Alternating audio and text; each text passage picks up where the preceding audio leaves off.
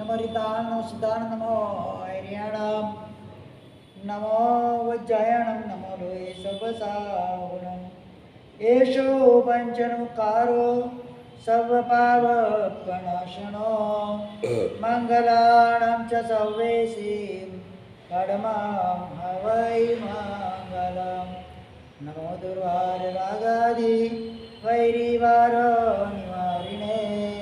अर्हते योगिनाथाय महावीराय दायिने अज्ञानतिमिरान्धानां ज्ञानाञ्जनशलाकया नेत्रमुन्मीलितं येन तस्मै श्रीगुरुवे नमः आगमोद्धारकर्तारां शैलानेशप्रबोधकां ध्यानस्थस्वर्गतां नौमि सूर्यमानन्दसागरं सूर्यदर्शनसागरं चरणाम्बुजे भक्तो वसे हृदयाम्बुजे परमात्मना करकमलमासास्रो वसे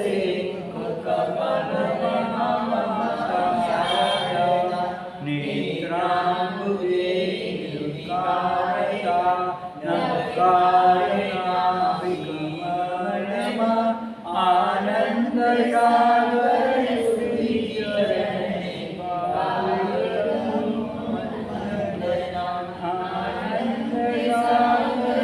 श्रीचरणे वन्दन आनन्दसागर श्रीचरणे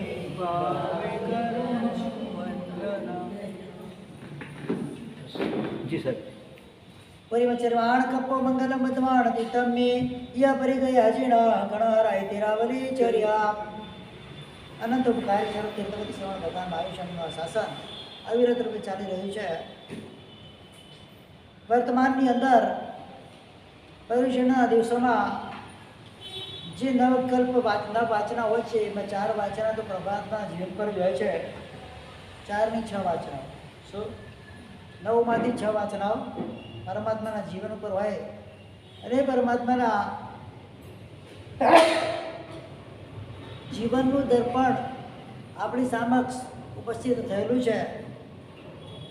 સવારના પ્રવચનમાં આપણે જોયું પરમાત્માની દીક્ષા, માતા પિતાનું દેવલોક ગમન, નંદીવર્ધન રાજાનો પ્રેમ, પરમાત્માની દીક્ષા પછી ઉપસર્ગ અને ઉપસર્ગના 12 વર્ષના ઘોર તપ પછી પરમાત્માને થયેલું કેવલ જ્ઞાન. આટલી વાતો સવારે આપણે જોઈ. કેવલ જ્ઞાન કર્યા પછી ત્યાં સુધી એ તીર્થંકર નથી કહેવાતા જ્યાં સુધી એ ચતુર્વિધની સંઘની સ્થાપના ના થાય. જ્યારે ચતુર્વિધ સંઘની સ્થાપના થાય એ વખતે સૌથી પહેલાં ગણધર ભગવંતોની સ્થાપના થાય.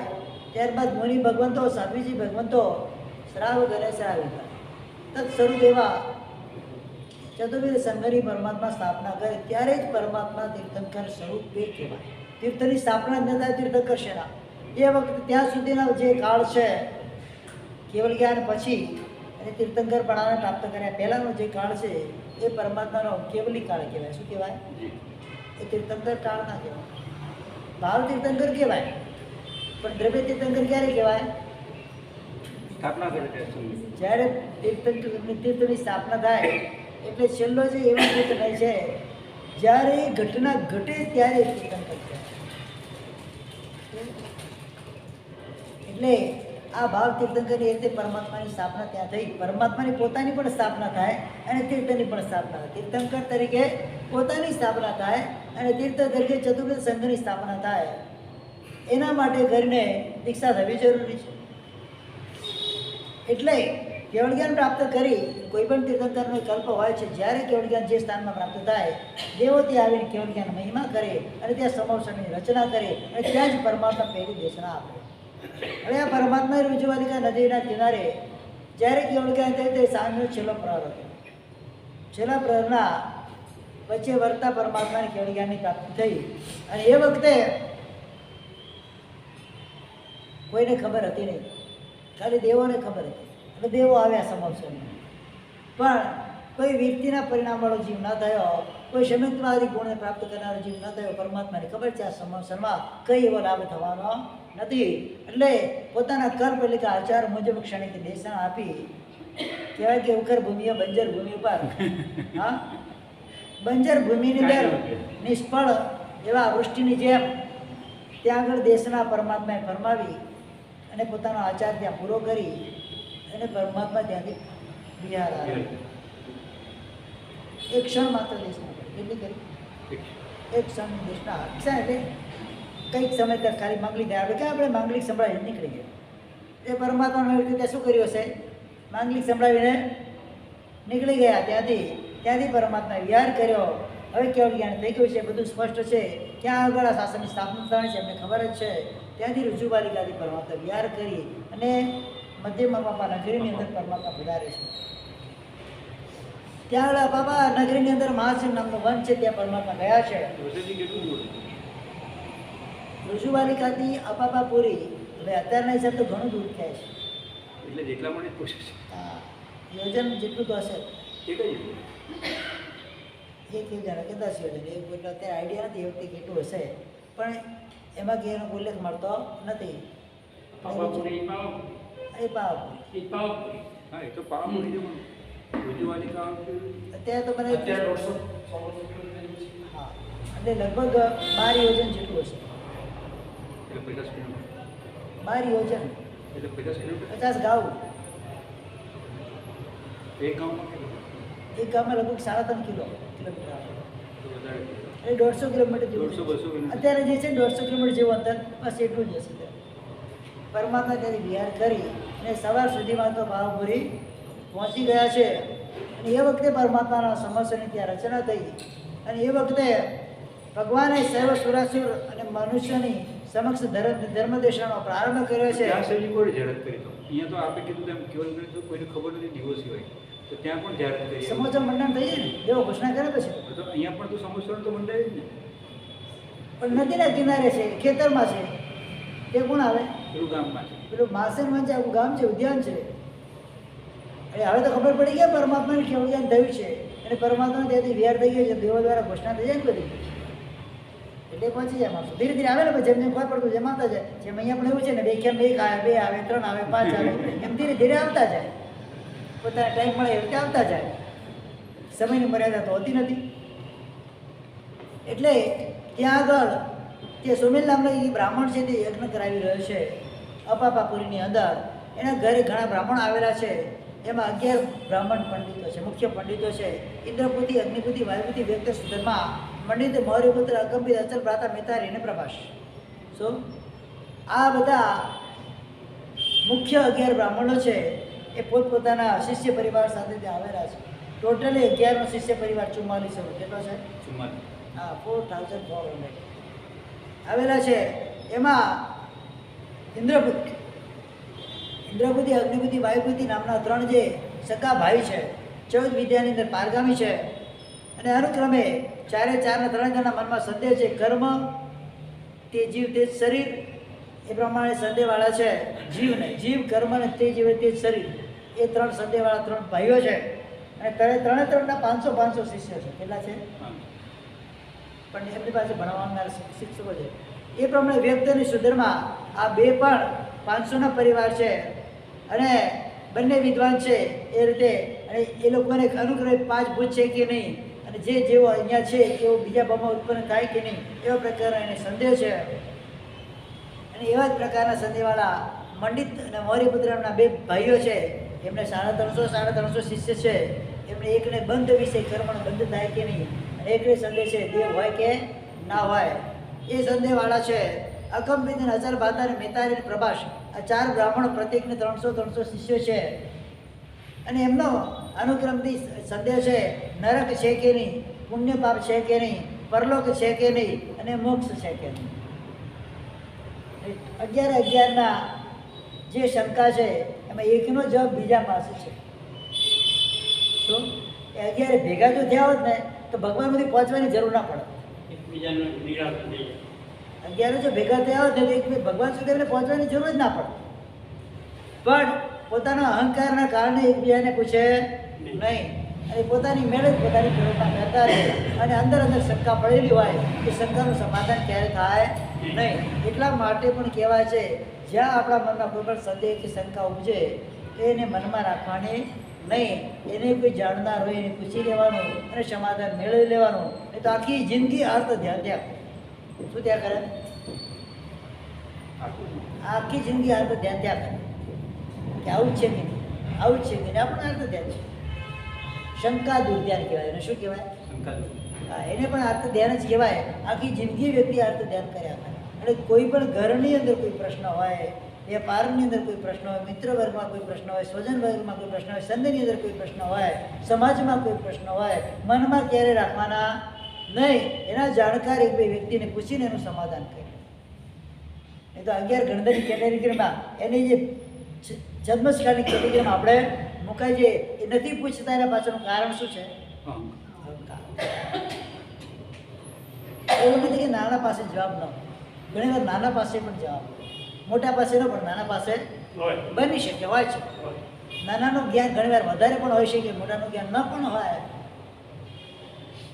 આજે તમને હાલડેલું નથી આવતું, કારણ પેલા 4 બધા ટ્રેનિંગ હાલડું આવડે. બરાબર કે નહીં? કેટલું મસ્ત બોલતો હતો. તો એ પ્રમાણે કોઈની પાસે કેટલું જ્ઞાન છે, કેટલી સમજ છે, કેટલી કેનામાં શક્તિ છે, એનું માપદંડ જ્યારે એનો પરિચય કરીએ ત્યારે મળે. અમારી પાસે અમે પહેલું ને બીજું ચોમાસું મારું સુરતની અંદર પરીક્ષણ કરાવવા ગયેલો, સંગ્રામપુરાની અંદર. તો એક બેન હતા, લગભગ ઉંમર એ વખતે એમની 50+ હશે.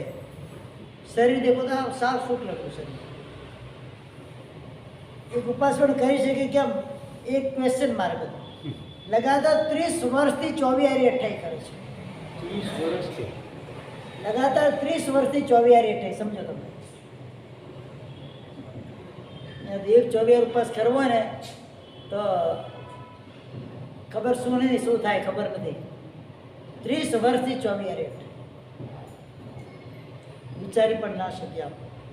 મારે સાહેબ 24 અઠ્ઠાઈનું પછી આપો. બીજી બેન થઈ જશે કશું બોલતા. એમને ક્યાંય જાહેરાત કરી નથી કે મારી 30મી અઠ્ઠાઈ છે. મને શંકા યાદ 8 સુધી રહેશે કે કેમ એ પ્રશ્ન. પછી સંગવાળા કે સાહેબ 30મી અઠ્ઠાઈ છે. ચલો સળંગ 30 વર્ષથી. એટલે કોના આત્મામાં કેવી શક્તિઓ પડેલી છે એનો અંદાજો આપણે લગાવી શકીએ. પણ માસક શ્રવણ બી કરવાડે છે 24 માસ. મોબાઈલમાં મેસેજ આપણે આવી જાય કે કેવી રીતે 6 વર્ષના છોકરાઓ માસક શ્રવણ કરે છે. એ તો શું પણ પાણી પીને થઈ જાય, પણ 24 માસક શ્રવણ કરનારા છે. એટલે કયા આત્માની અંદર કેવા પ્રકારની શક્તિઓ ભરાયેલી હોય આપણને ખબર પડે નહીં. આપણે તો એક ઉપવાસ 24 કરવું તો ભારી પડી જાય. હા, એ જ તો કહેવાય ને. એટલે ક્યારે કોઈને આપણાથી ઓછા મારવાના ના હોય. અમને ખબર હતી કે ભરતભાઈ પાસે આટલી શક્તિ છે. એ તો કાલે મને ખબર પડી. સીધો ધડાકો કર્યો એટલે ખબર પડી કે આટલી શક્તિ છે. એટલે કોઈની શક્તિનો અંદાજો ક્યારે કોઈ લગાવી શકે નહીં. કોનામાં કઈ જો બધા અલગ અલગ પ્રકારના હોય. કોઈની પાસે શારીરિક શક્તિ વધારે હોય, કોઈ પાસે માનસિક શક્તિ વધારે હોય, કોઈ પાસે કાયિક શક્તિ વધારે હોય, કોઈ પાસે બોલવાની શક્તિ હોય. આ જીવો છે ને આપણો. હા, એક્સપર્ટ આપણે. હા, 12 કલાક બોલાય તો ચૂપ ના રહે. ના ના, એવું તો નહીં, પણ સારી એટલે સારી છે. દરેકે દરેકની અલગ અલગ કલા હોય. એ પોતપોતાના ક્ષેત્ર અનુસારી વ્યક્તિ પોતાની કલાને પ્રાપ્ત કરી હોય એને પોતાને ખબર હોય કે મારામાં આ કળા છે. ઘણી વખત ખબર એને પોતાને ખબર ન હોય કે મારામાં આ ખૂબી હશે. અને આપણી એક આદત હોય છે, ખૂબી તો ક્યારે જોતા જ નથી, ખામી જ જોઈએ. પોતાની ખામી જોવાની જરૂર છે ને. પોતાની ના જોઈએ, બીજાની. બીજાની ક્યાં જોવા જવાની? ખામી જોવા તો કોની જોઈએ? પોતાની જોવાની. આજે અમારી બહેનોની એક લાક્ષણિકતા તમને બતાવું, મારાથી ન કહેવાય પણ કહું છું. એ ક્યારે પણ પોતાની ખામી જોવે નહીં ને વહુની ખૂબી જોવે નહીં. ના ના, હવે સજી બદલાઈ ગઈ જમવાનું. ના, વહુની ખૂબી તો જોવે એનું નામ સાસુ હોય જ નહીં. ના ના, બદલાઈ ગઈ જમવાનું. શું કાંઈ ને કંઈ એનામાં ખામી કાઢે, કાંઈ ને કંઈ ખામી કાઢે. અને છેલ્લે કંઈ ન ચાલે તો એક શસ્ત્ર કરે, એક શસ્ત્ર અજમાવે. આ તો તમે જો અમારા જવાનમાં આવું થતું, પેલી બાબી ક્યાં જોવા આવી છે કે તમે તમારા ઘરમાં શું કરતા હતા? હવે એને તો વિચારની ખબર નથી. એટલે વસ્તુ સ્થિતિ કેવી હોય, હંમેશા એક નિયમ હોય છે, જે મારામાં ખોટું છે એમ દરેક આત્મામાં ખોટું છે. કોઈને કોઈ આત્મામાં કોઈને કોઈ એવી અનુભવ શક્તિ રહેલી હોય, કદાચ એને આપણે ઓળખી શકીએ ને તો ઘણો ઉપયોગ થઈ શકે, પણ આપણે ઓળખી શકતા નથી. તો ખેડૂતો કામ થઈ જાય ને સેવ્ય સેવક ભાવે તમારી ઓફિસની અંદર કોઈ વ્યક્તિ કામ કરતો હોય, કદાચ તમારા કરતાં પણ પુણ્યનું જોરદાર હોય, પણ અભિયોગ નામકર્મના ઉદયથી એને કદાચ ત્યાં તમારે ત્યાં નોકરી કરવી પડતી હોય, એના પુણ્યથી તમારી દુકાને ચાલતી હોય, પોસિબલ છે આપણે. અને એ જ્યારે તમારી દુકાનને છૂટો થાય, તમારે તાળા બંધ કરીને ઘરે બેસવું પડે થાય. આવા પ્રસંગો પણ બને છે. એટલે કોના અંદર કયું પુણ્ય છે, કોના અંદર કઈ શક્તિ છે, કોના અંદર કોઈ ચેતના રહેલી છે, એનો અંદાજ ક્યારેય આપણે લગાવી શકતા. નગર વગર કપડાં પહેરેલો વ્યક્તિ, આખા ઉપાસનો કાચો લેનારો વ્યક્તિ, છ સ્વરૂપનો માલિક હોય, તમે ક્યારેય એની કલ્પના કરી શકો ખરા? મેં ગામમાં રસ્તામાં રાજસ્થાનમાં બિહારની અંદર ગયેલા, પિંડવાડાની પાસે બ્રાહ્મણવાડા, સવારે મેં જે વાત કહી તમે, એ બ્રાહ્મણવાડાની પાસે ઝાડોલી કરીને ગામ છે. આ ઉપાસો છે ને બધા આમાં ડબલ કર્યો, ચોરસ થઈ જાય, આટલો મોટો ઉપાસ હોય. એક ભાઈ જપો ને લેગો પહેરેલો, મેલા ઘેલા કપડાં હશે, હાઈટ પણ એવી ઓછી, થોડો કલર પણ એનો કાળો. મારા સાહેબ આવ્યો છે ઉપાસનમાં કાજુ લેવા, એટલે મને એમ કે ઉપાસન કંઈ ન કરે છે, કાજુ લેતો હશે, ઝાડુ કાઢતો હશે. એટલે મેં તો ભાઈ આખામાં કાઢવાની જરૂર નથી, પછી મને મારા સાહેબ આખામાં કાઢતો વધારે લાભ ન મળે કે ના મળે તો કે આખામાં જ કાઢવા દો ને. મને ખબર કે આ કોણ છે, કોટ્યાધીશ છે, આપણને ખબર નથી કે પહેલી વાર મળવાનું થયું છે. મેં પૂજારી નીચે મંદિરના પૂજા દર્શન કરવા ગયો, તમારે કીધું અહીંયા જે કાજુ કાઢવાના ભાઈ એકદમ જબરદસ્ત છે, એકદમ કામ ખંતથી કામ કરે છે, મહેનતથી કામ કરે છે. કે સાહેબ કોણ? પેલા જબા લેગામાં થાય, સાહેબ તમે ઓળખતા નથી એને, કે આ માણસ નથી, એની દુકાનમાં આવા 1000 માણસ કામ કરે છે. શું કહે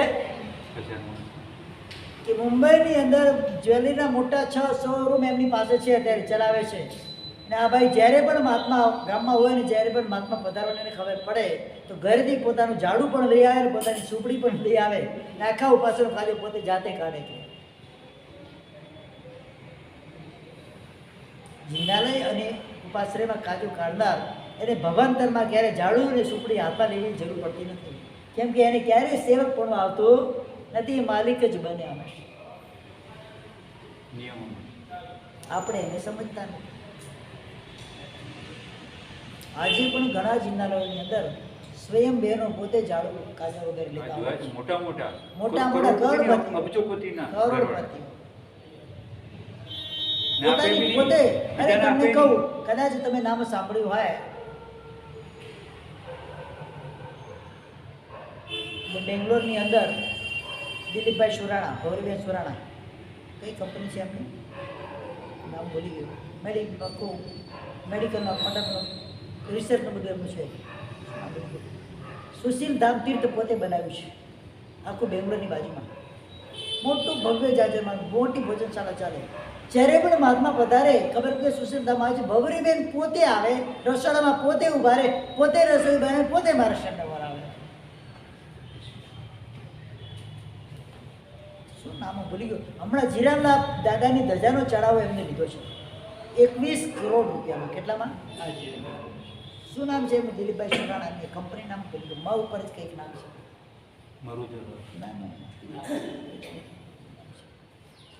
એમની માતા ભવરીબેન સુરાણા, કોઈ પણ નાના મુનિ પણ બે ગયા હોય, સાધુજી ભગવાન પણ ગયા હોય, એમને ખબર ત્યાંથી ફોન આવી જાય તીર્થમાંથી કે મારે સાહેબ પધારવાનું છે, પોતે પહોંચી જાય. ઘર એમનું ત્યાંથી 40-50 કિલોમીટર પડે. કેટલું પડે? 50 કિલોમીટર. હા, પોતે પહોંચી જાય સવારમાં 3 ટાઈમની ભક્તિ કરીને પાછી સાંજે પાછા.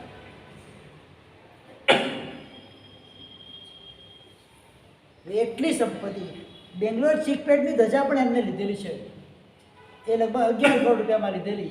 જીરાના દાદાની ધજા 21 કરોડમાં પહેલાં પેમેન્ટ કર્યું છે અને પછી ધજા ચડાવી છે.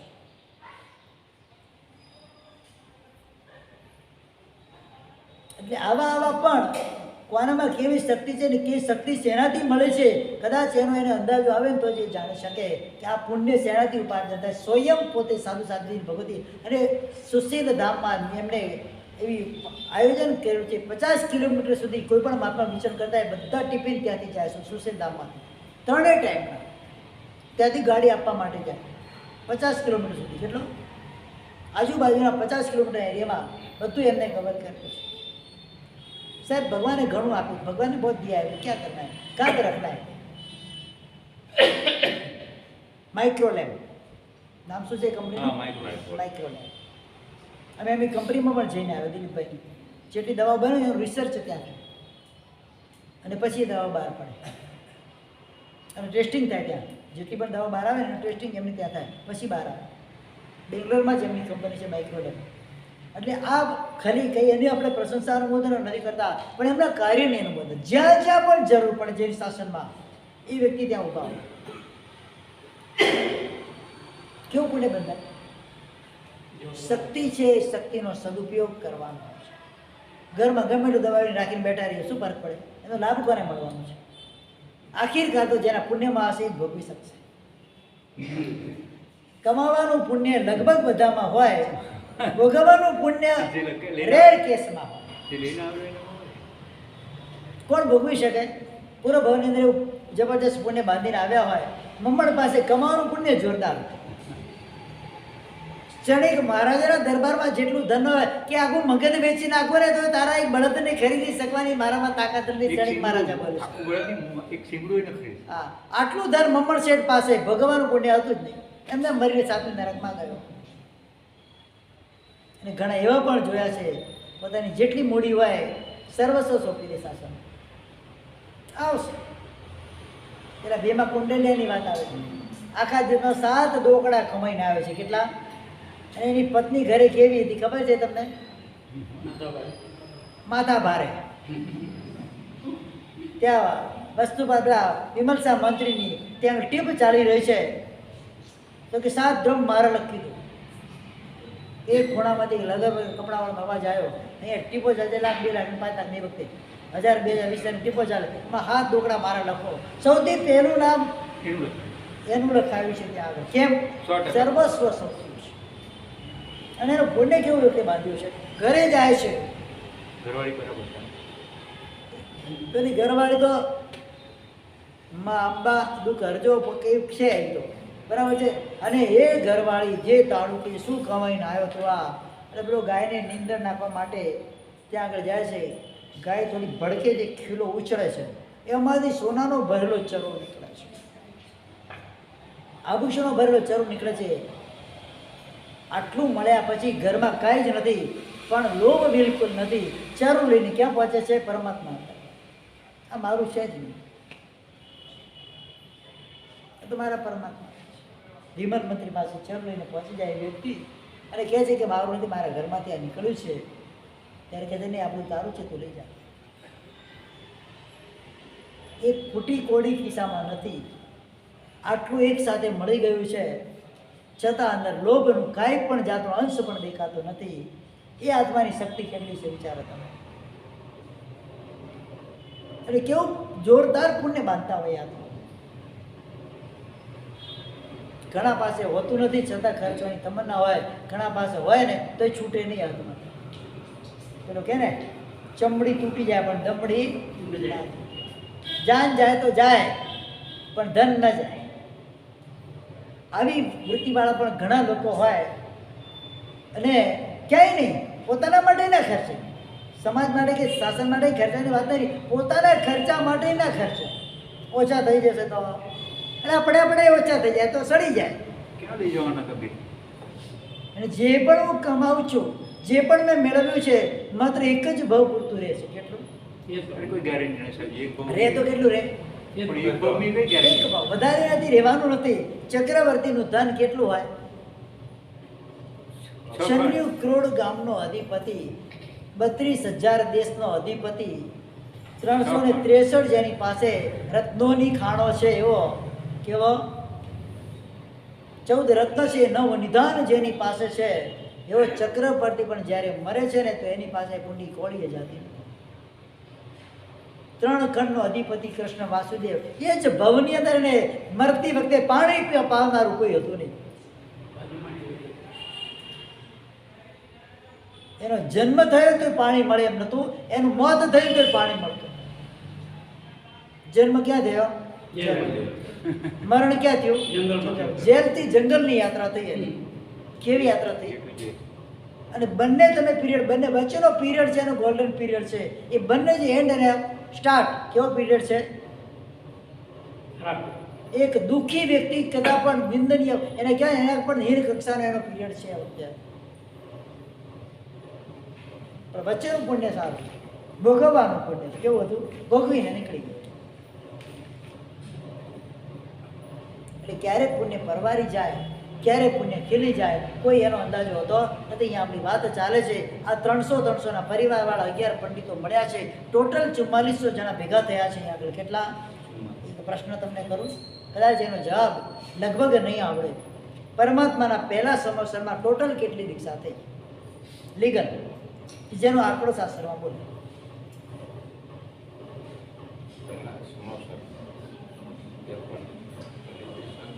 એટલે જ્યારે સંઘની સ્થાપના થઈ દિવસે વૈશાખ સુદ 11ના દિવસે બોલો કેટલી દીક્ષા થઈ બહેનો?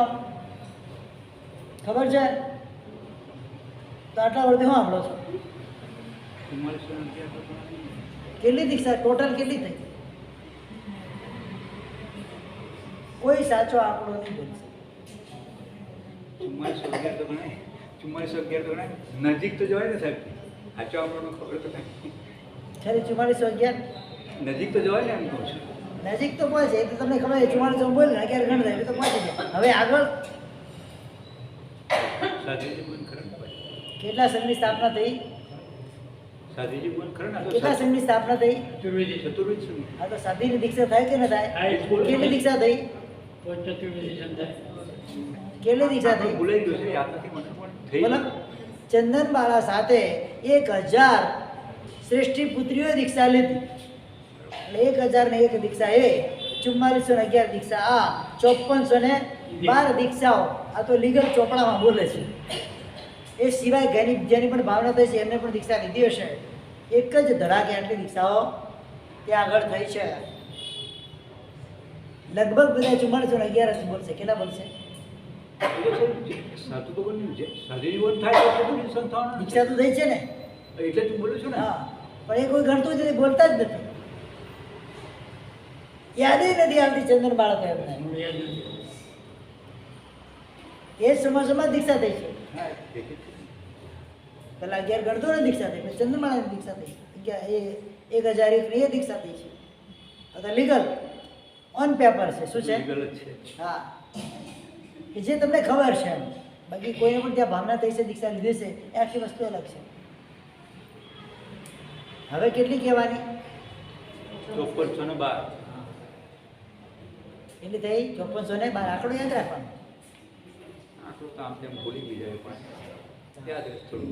પરિણામ યાદ રાખવાનું, આંકડો યાદ રાખી નહીં. અને બીજા પણ ઉપાધ્યાય શંકર, ઈશ્વર, શિવજી, ચાની, ગંગાધર, મહિધર, ભૂધર, લક્ષ્મીધર પંડ્યા વગેરે ઘણા બધા એવા બ્રાહ્મણ પંડિતો ત્યાં આવેલા છે. અને આમાં સમસ્યાની રચના એ ભગવાનને વંદન કરવા માટે આવતા એવા દેવોને જોઈ ઇન્દ્રપુતિ વિચારે છે અમારા યજ્ઞનો કેવો મોટો પ્રભાવ છે કે જે દેવો પણ અમારા યજ્ઞમાં આવે છે. પણ આ શું? ત્યાં તો પેલા દેવોના યજ્ઞ માટે ઓળખીને આગળ નીકળ્યા છે. હવે આ ક્યાં જાય છે? એને ખબર નહીં આ ભગવાનનો સમાચાર મંડાવ્યું છે. આ ક્યાં જાય છે? તો લોકોને પૂછે છે આ દેવો ક્યાં જાય છે?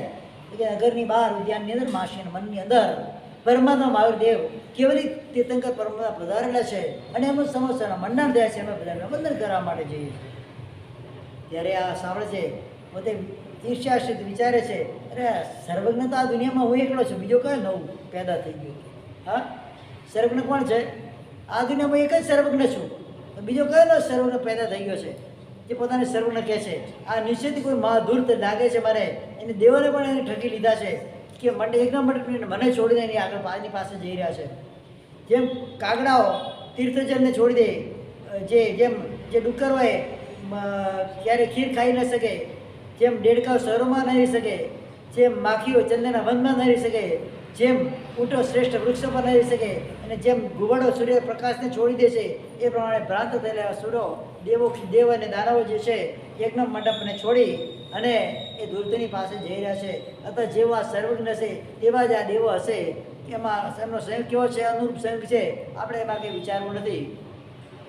કારણ કે આંબાની ડાળ પર ભમરજ બીજાવર કરે, અને કાગડા તો કડવા લીમડાના વૃક્ષ પર તમને મળે. એમાં દેવો પણ કડવા લીમડા સમાન એવા ધૂર્તની પાસે જઈ રહ્યા છે. તો પણ હું એના સર્વજ્ઞતાને સહન કેમ કરું? સર્વજ્ઞ હું એક જ છું. એ સર્વજ્ઞ મારાથી સહન કેવી રીતે થાય? એમ આ ઈર્ષ્યા છે. શું છે?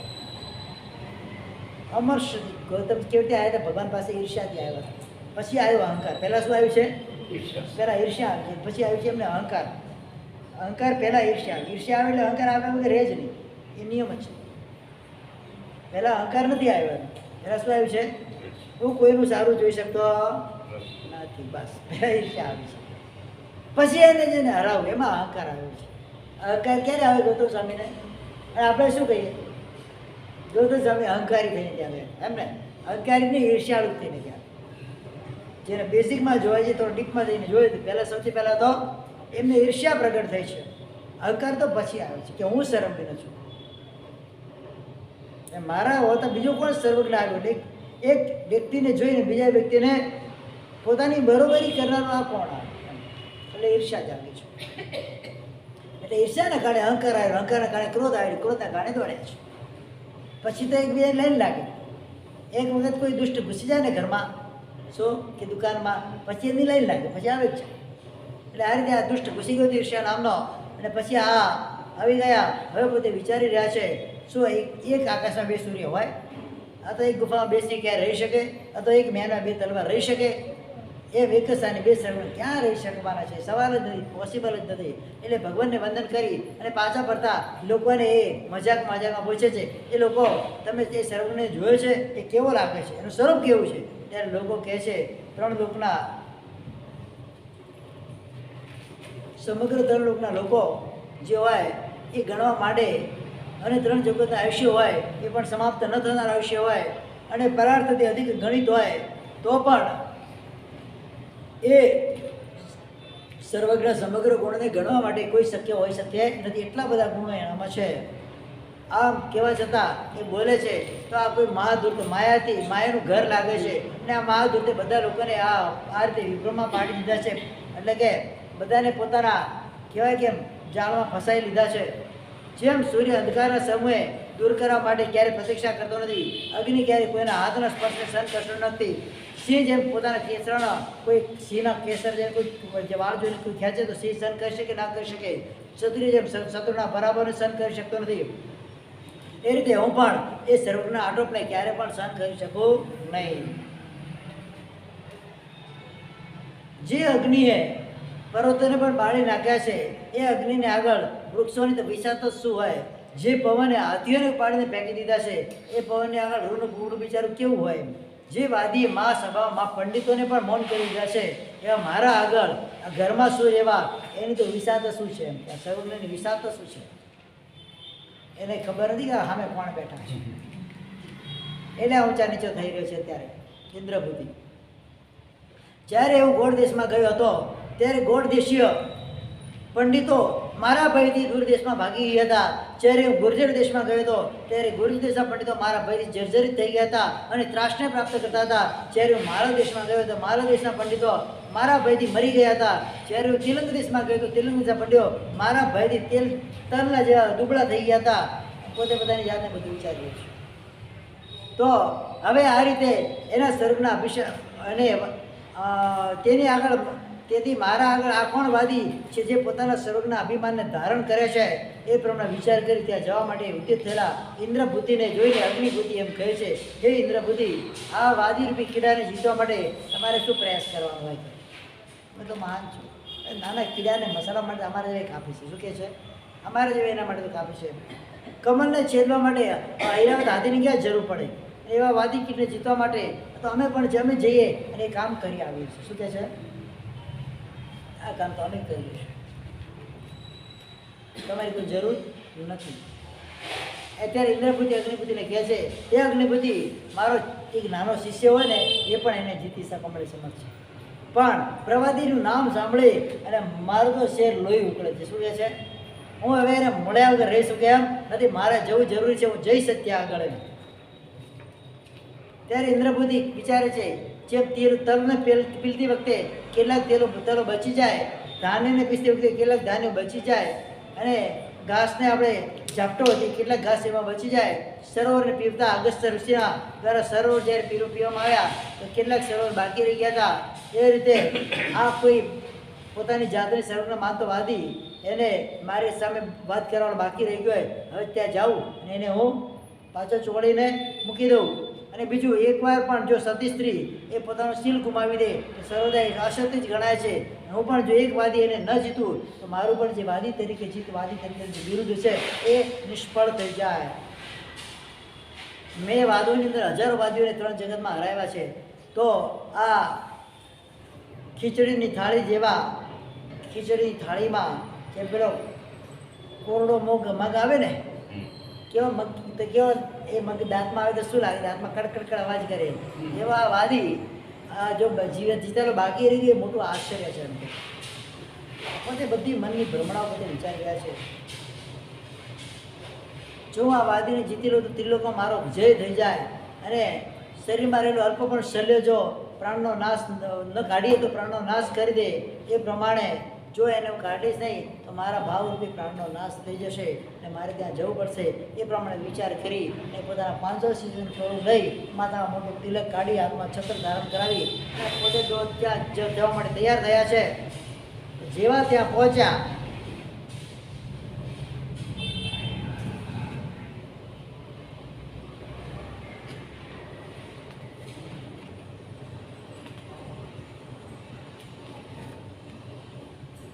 આ બધું વિચારતા ઇન્દ્રપુતિ ત્યાં પહોંચ્યા છે ભગવાનની પાસે.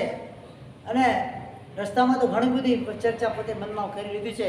અને વિચારતા ભગવાનની પાસે પહોંચ્યા. જ્યાં પ્રભુને જોયા અને પહેલું પગથિયું સમોસું જ્યાં પહોંચી ઉભારીને ચડવા જાય છે ત્યાં મનમાં વિચાર આવે છે, આ પણ બ્રહ્મા છે. પ્રભુ તો રૂપ જોવા એટલે શું બાકી રાખે? હજારો પાણી થઈ જાય. આ કોઈ વિષ્ણુ છે, તો શંકર છે, તો સદાશિવ છે કોણ? ના, આ તો ચંદ્ર છે. ના, ચંદ્રની અંદર તો કલંક છે. એમાં તો એક કલંકનો લેશ પણ દેખાતો નથી. આ સૂર્ય છે કે ના, સૂર્ય તો દેખી શકાય પણ ન હોય, પણ એનું તો દર્શન મને સુખપૂર્વક થઈ રહ્યું છે. આ મેરુ છે, આ મેરુ તો આટલું કઠિન સ્પર્શવાળો હોય, આ તો અત્યંત સુકોમળ છે. આ વિષ્ણુ છે, વિષ્ણુ તો કાળો હોય, આ તો એકદમ સુવર્ણ કાંતિમાન છે. આ બ્રહ્મા છે, બ્રહ્મા તો વૃદ્ધ હોય, પણ આ તો એકદમ યુવાન છે. કેવા છે? અથવા કામદેવ છે, એના કામદેવ તો શરીરની રહિત હોય, આ તો શરીરવાળો છે. હવે જણાવ્યું આ કોણ છે? સંપૂર્ણ દોષ રહિત, સમસ્ત ગુણયુક્ત આ ચરમ તીર્થંકર છે. હવે ખબર પડી. પંડિતો છે, 4 વિદ્યાના પારગામી છે, 14 વિદ્યાના તીર્થંકરનું સ્વરૂપ છે, પોતાને ખબર છે નહીં. હવે ખબર પડી. આ બધાને છોડીને બધાથી ઉપર એવું એક આત્મતત્વ એનામાં રહેલું છે. તીર્થંકર પણ તત્વ એમાં રહેલું છે. આ ચરમ તીર્થંકર પ્રભુ મહાવીર છે એમ છે. શું કહે છે? સુવર્ણના સિંહાસન પર બેઠેલા દેવેન્દ્ર દ્વારા સેવિત જગત પૂજ્ય એવા વીરને જોઈને ઇન્દ્રપુતિ મનમાં હવે વિચારે છે, હા હવે ખબર પડ્યું. અરે બાપરે, અહીંયા ક્યાં ફસાઈ ગયો આવીને કેમ? હવે ખબર પડે અહીંયા તો આપણું કંઈ ચાલવાનું નથી જ. પહેલાં મેં આટલો જે યશ મેળવ્યો છે, હવે યશનું મારે રક્ષણ કેવી રીતે કરવું? હા, એવો કયો મૂર્ખ હોય એ ખીલી કાઢવા માટે પોતાનો આખો મહેલ તોડવાનો પ્રયત્ન કરે? એકને ન જીતે તો હું ફરક પડે તો મારે કે અહીં આવ્યો જ શા માટે? હવે આવ્યા છે તો વાત કરવો પડશે. અહીં આવ્યો જ શા માટે? આ એક વાદીને ન જીતીને કોઈ મારું વિશ્વવિદ્યાલયનું બિરુદ છે કે હણાઈ જાત કે હવે મારે શું કરવું? ડર તો લાગે ને. પોતાની પદવી જતી હોય, પોતાનો યશ ખલાસ થતો હોય, પોતાનું ગૌરવ વણાતું હોય તો કોને ડર ન લાગે? આ એક જગદી સરદાર પરમેશ્વરને જીતવા માટે હું આવ્યો, એ મંદબુદ્ધિવાળા એવા મને ધિક્કાર થાવ. મેં વિચાર્યા વગરનું કામ કર્યું છે. જેમ હું આ પરમેશ્વરની પાસે જેને કેવી રીતે બોલું અથવા કેવી રીતે એની પાસે જાઉં, હવે તો મારે ખરેખર મોટું મહાસંકટ આવી ગયું છે. શું? હવે એ શિવ ભગવાન, હવે તમે મારા યશની તમે જ રક્ષા કરો ભાઈ, મારી તો કોઈ તાકાત નથી એની સામે પડવાની. અને બીજું, ભાગ્યવશાત અહીંયા મારો વિજય થાય તો ત્રણેય લોકમાં હું પંડિત માન્ય થઈ જાઉં. હવે પાછું અમુની ઊંડે આશા તો પડેલી છે. શું છે? કદાચ મને લાભ મળી જાય ને જીતવાનો, તો પછી આપણું કામ ત્રણેય લોકમાં ગાજવા માંડે. એમ વિચારતા ઇન્દ્રભૂતિ જ્યારે વિચારી રહ્યા છે ત્યાં તો પરમાત્માનો મધુર ઘોષ અવાજ આવે છે, હે ઇન્દ્રભૂતિ ગૌતમ, સુખ માગ્યો છે તો સુખ પર ભાવ્યો તો છે ને. શું કહે છે? હે ઇન્દ્રભૂતિ તુમ સુખીના આગતવા નથી, એવું જ્યાં પરમાત્મા કહે છે પરમાત્મા, ત્યારે આ શું મારું નામ પણ જાણે છે? લે હા ઠીક છે, આખી દુનિયામાં વિખ્યાત ત્યાં મને કોણ ના ઓળખે? હા, અબાલ ગોપાલ બધાય મને ઓળખે, સૂર્ય કોઈ નથી અજાણે હોય ખરા કે? હજી પણ શું છે અંદર? હા, હજુ પોતાના પણ અંદર પડેલું છે. જો એ મારા મનમાં રહેલા સંદેહને પ્રકાશ કરી દે તો આ સર્વજ્ઞ છે એવું માનો, બાકી ના માનો. આવું જ્યાં વિચારે છે ત્યાં તો ભગવાન પાછા બોલે, હે ગૌતમ, તારા મનની અંદર પ્રશ્ન છે, પરંતુ તું વેદના પદોને કેમ સમ્યક રીતે વિચારતો નથી? સાચી રીતે કેમ વિચાર, આડાવડા કેમ વિચારે છે? એવું જ્યાં ભગવાન બોલ્યા છે. સમુદ્રની મત આ સમુદ્રનું જ્યારે મંથન થયેલું એવો અવાજ છે, અથવા ગંગાના પૂરનો અવાજ છે, અથવા આદિ બ્રહ્મનો ધ્વનિ છે, અથવા વીર વેદનો ધ્વનિ છે? આ શું છે? તો વિચાર ભગવાનની વાણી કેવી એકદમ ગંભીર હોય. કેવી હોય? ગંભીર વાણી ગાજે. સમુદ્રના જલ જેવી ગંભીર વાણી પરમાત્માની હોય, મધુર ઘોષ હોય, મીઠો અવાજ હોય, કોઈ પણ સાંભળે એને ગમી જાય. 35 ગુણથી યુક્ત પરમાત્માની વાણી હોય. કેટલી હોય? હા, ગુણ 35 વાણીએ ગાય છે. રોજ બોલીએ તો છીએ, 35 ગુણ કયા છે વાણીના ખબર છે? ના, એ પેલા ખબર પાડી ને પછી તમારે બોલી. ત્યાં વિજ્ઞાન ગણ એવા એતે ભૂતેવો સમુદાય તાની રૂપ ભવિષ્યથી ન પ્રત્યક્ષના હતી. એટલે એમ કહેવાય છે કે વિજ્ઞાન ઘન એટલે અહીંયા આત્મા. શું કહે છે? વિજ્ઞાન ઘન. આત્માનું બીજું નામ શું છે? વિજ્ઞાન ઘન. કે આત્મા આ 5 મહાભૂતમાંથી ઉત્પન્ન થાય છે. એટલે પૃથ્વી, આકાશ, વાયુ, અગ્નિ અને જલ, આ 5 ભૂતોમાંથી આત્મા ઉત્પન્ન થાય છે. અને 5 ભૂતમાં 5 ભૂત મળી જાય. આપણે કેમ કે એનો દેહ 5 ભૂતમાં વિલીન થઈ ગયો. એટલે શું? 5 ભૂત, 5 શરીર શેમાંથી બનેલું છે? 5 ભૂતથી બનેલું છે. પૃથ્વી, આકાશ, વાયુ અને પાણી અને અગ્નિ, આ 5 તત્વો ત્યાં બનેલું છે. અને જ્યારે શરીર મરી જાય તો આ શરીર 5 મહાભૂતમાં પાછું ભળી જાય. એટલે આ તો જે ભૂતમાં ભળી ગયું. આગળ જવા પાછળ જવા કંઈ છે એટલે પ્રેત્ય સંજ્ઞા એટલે પરલોક જેવું કંઈ છે નહીં. એવો એના શંકા ગૌતમ સ્વામીને હતી. એટલે પરલોકને માનતા. શું તમે માનો છો કે બીજો ભાવ થશે? મારે એવું માનીએ છીએ આપણે? ક્યારે આવશે એ ખબર નહીં, થશે એવું માનીએ છીએ ને. નહીં. મારો ગયો ભાવ પણ હતો ને આવતો ભાવ મારું થવાનું છે. પણ ગૌતમ સ્વામી એમ માને છે કે જે રીતે 5 ભૂતમાંથી શરીર ઉત્પન્ન થાય છે, 5 ભૂતમાં છેલ્લે વિલીન થઈ જાય છે, તો હવે આગળ જવા પાછળ જવા જેવું કંઈ છે નહીં. એટલે એના મનમાં શંકા હતો કે પરલોક જેવું કોઈ છે કે નહીં. શંકા શું હતી એનામાં? પરલોક જેવું કંઈ છે કે નહીં. ત્યારે ભગવાન એને કહે છે, આ વેદ પદોનો તું આવો અર્થ કરે છે તો પ્રથમ તું સાંભળ.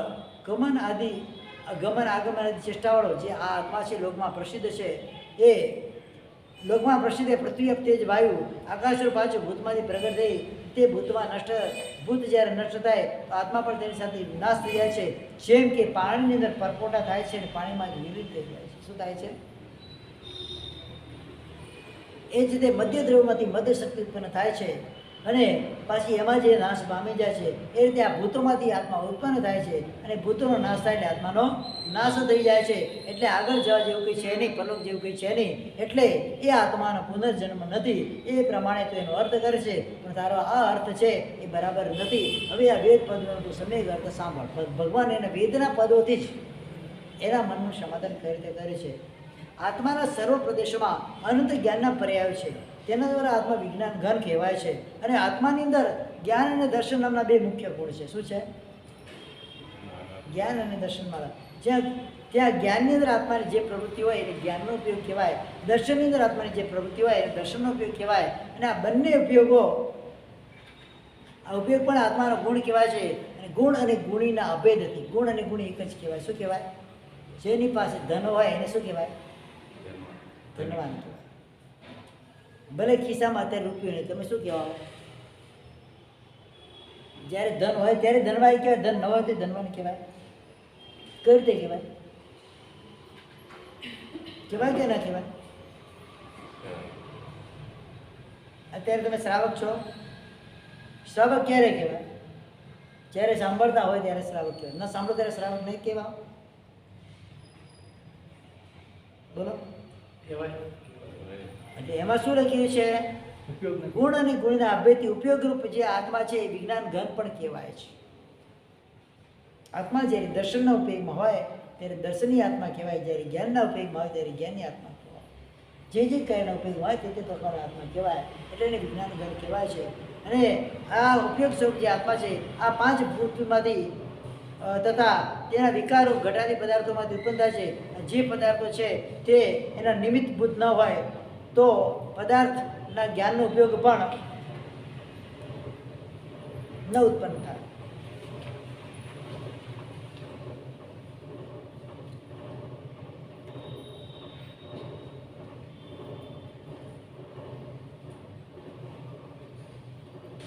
જો તે પદાર્થ નિમિત્તભૂત ન થાય તો તેના તે પદાર્થનો જે જ્ઞાનનો ઉપયોગ પણ આત્માને ન થાય. એટલે તમે આ ઘડો છે કે આ બટવો છે તમે એને ઓળખી જ ના શકો. એને તમે ક્યારે રીતે ઓળખી શકો છો? કે એમાં તમારો ઉપયોગ ગયો છે. આ પદાર્થ એક વસ્તુ છે, આ વટવા જેવો પદાર્થ છે, એનું તમને જ્ઞાન છે અને તમે એનો ઉપયોગ કરો છો. જ્ઞાનનો જે ઉપયોગ કરી તમે આ વસ્તુને ઓળખી શકો છો. જો તમે જ્ઞાનનો ઉપયોગ નહીં કરશો તો, અને આ વસ્તુ ગયા પછી આ વસ્તુ આવી, હવે એને વટવો કહેવાશે? કારણ હવે આનો ઉપયોગ તમારો શેમાં આવ્યો છે? પુસ્તકમાં. એટલે જ્ઞાનનો ઉપયોગ જે વસ્તુમાં આવે ત્યારે શું કહેવાય? એ જ્ઞાન ઉપયોગવાળો આત્મા કહેવાય. આ વસ્તુ મેં જોઈ છે, દર્શન ઉપયોગ શું છે? આને તમે જાણો છો, વટવો નામથી જાણો છો, જ્ઞાનનો ઉપયોગ છે. આ વસ્તુ તમે જોયો છે, કંઈક છે, કિંચિત અસ્તિ, એનું તમે દર્શન કરો છો, એમાં દર્શનનો ઉપયોગ કહેવાય. તો એમાં વ્યવહાર એવી રીતે કરાય તે ઘટાડી પદાર્થમાં એ નષ્ટ થઈ જાય. હવે આ વટવો મેં અહીંયાથી લઈ લીધો, બરાબર છે, અને બીજી જગ્યાએ મૂકી દીધો. તમે એકવાર જોયેલો છે અને બીજી જગ્યાએ મેં એને મૂકી દીધો. હવે હું કહું છું કે ભાઈ પેલો બટવો લઈ આવો. તમે બટવો લઈ આવશો કે બીજી કોઈ વસ્તુ લઈ આવશો? કારણ એનામાં પહેલાં તમારો ઉપયોગ હતો. ભલે અત્યારે વસ્તુ નથી, ઉપયોગ તમારો નષ્ટ થઈ ગયો છે, પણ એ જ્ઞાન એનું છે તમારી પાસે, ત્યાં તમારો જ્ઞાનનો ઉપયોગ છે. હવે તમે બીજી કોઈ પણ સારી એ વસ્તુ પડી હશે, તમે એ વસ્તુને લઈ આવશો એટલે શું થશે? તમારું એનો જ્ઞાનનો ઉપયોગ થઈ ગયો. ભલે અત્યારે નથી, તેમ અત્યારે ભલે ભૂતોમાં આત્મા દેખાતો નથી, પણ જ્યારે એનો ઉપયોગ આવશે ત્યારે આત્મા ત્યાં આગળ તમને નજર આવશે. એટલે આત્માની સત્તા ત્યાં આગળ છે એમ બતાવે છે. અર્થાત નાસ્તા એવા નષ્ટ થતા એવા ઘટાદી વિષયોના પાછળ જ આત્મા વિનાશ થાય છે અને પટાદી ઉપયોગ થાય. અને એ ઘટ સ્વરૂપ જે આના પદાર્થ જ્ઞાનરૂપ આત્માનો ત્યાં નાશ થયો. શું થયો? એટલે હવે એમાં ઉપયોગ નથી, પણ હવે બીજો જે પદાર્થ છે એમાં ઉપયોગવાળો આત્મા થયો. એટલે હવે આત્મા શેનો ઉપયોગ કરે છે? એનો કરે છે. એટલે આત્માનો નાશ થાય છે, પણ કઈ રીતે? આ ઉપયોગરૂપ આત્માનો નાશ થાય છે. કઈ રીતે થાય છે? પણ આત્માનો નાશ નથી. જ્ઞાન દર્શનનો ઉપયોગ એ આત્મામાં અત્યારે એ વસ્તુ પ્રત્યે નથી, એ આત્માનો ઉપયોગ બીજી વસ્તુ પ્રત્યે છે. એના હિસાબે કરીને એ આત્મા શું થાય છે? એનો નાશ થાય છે. એટલે એ અપેક્ષાથી શું કહેવાય? કે આત્માનો નાશ થાય. એક વસ્તુથી બીજી વસ્તુમાં એનો ઉપયોગ આવ્યો એટલે એ આત્માનો તે વસ્તુમાંથી નાશ થયો, બીજી વસ્તુમાં એનો ઉપયોગ ઉત્પન્ન થયો. એટલે ત્યાં પાછી આત્માની સત્તા ત્યાં દેખાય છે. તો એ પ્રમાણે સામાન્ય રૂપથી રહે છે, તેમાં પ્રત્યક્ષ સંજ્ઞા નથી એવું આપણને યાદ લાગે છે. એટલે પરલોક જેવું કંઈ નથી. એટલે કે આત્માનો ઉપયોગ નથી, એટલે આત્માનો ઉપયોગ નષ્ટ થયો એટલે આત્મા જ નષ્ટ થઈ ગયો એવું તું માને છે. એટલે તેને પરલોક વિશે શંકા બેઠી છે. અન્ય વસ્તુનો ઉપયોગ કાલે પૂર્વની જે વસ્તુ એ ઘટાડી સંજ્ઞા હોતી નથી, અને એવો અર્થ એનો અહીંયા છે. એને એ અર્થથી તું દેખાય છે કે આત્મા છે અને તે નિત્યત્વના વિષયમાં અને પુનર્જન્મના વિષયમાં આ વેદ પંક્તિ એ પણ તેમાં લેશ થઈ બાદથી કઈ વેદ પંક્તિ છે? કે જીવ નિત્ય છે અને જીવ કેવો છે? પુનર્જન્મ એનો જીવનો થાય છે. જીવના અસ્તિત્વ એને બતાવનારા અન્ય પણ પ્રમાણ વેદ પદમાં દેખાય છે. સો ભાઈ આયમ આત્મા જ્ઞાનમય, એના દ્વારા વાક્યથી જ્ઞાનમય આત્માની સત્તા જણાય છે. દ દ દ અર્થાત દમો દાન દયા, દકાર દયથી જે આ દકાર કરીને જે જાણે છે એનું નામ જીવ છે. મતલબ આત્મા કોઈ છે શરીરથી ભિન્ન એવો કોઈ પદાર્થ છે. શરીર એટલે મેલ છે. મેલનું સંચાલન કોણ કરે? જોવાનું કામ કોણ કરે છે? જોવાનું કામ કોણ કરે છે? આંખ કરે છે કે આત્મા કરે છે?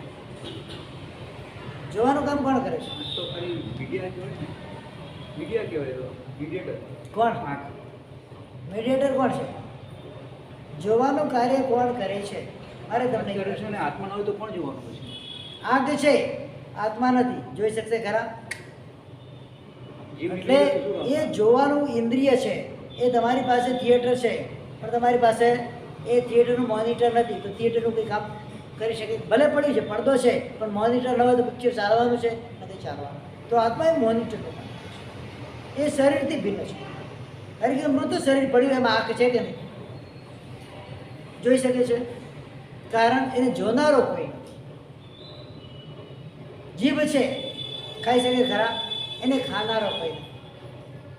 બધી ક્રિયાઓ પડેલી છે, ક્રિયાનો કરનાર કોઈ નથી. ક્રિયાનો કારક કોઈ જ્યાં મળતો નથી. તો કારક કોણ છે? આત્મા છે. જે શરીરથી ભિન્ન છે. શરીરમાં છે પણ શરીરથી ભિન્ન છે. અલગ છે. તેવું કોણ છે? તો કે આત્મા છે.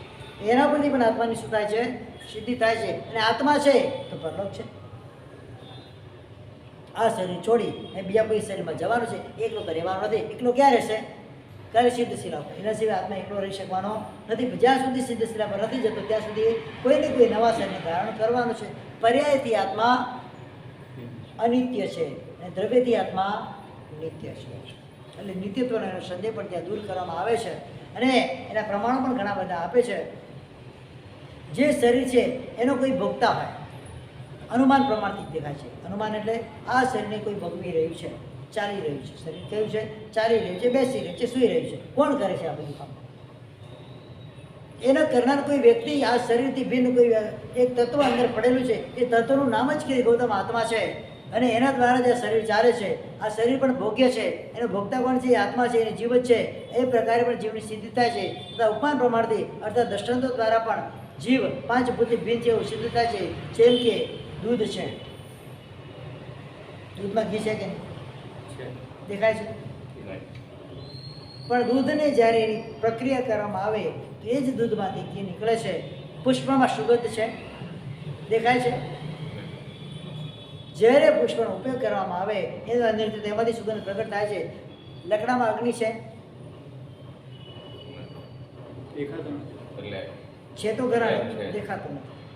એવી રીતે ચંદ્રકાંત મણી હોય એના અંદર સુધા હોય એટલે એના અંદર શીતળતા હોય પણ દેખાતી નથી. એ રીતે શરીરની અંદર આત્મા રહે છે પણ શરીરથી કેવો છે? અલગ છે.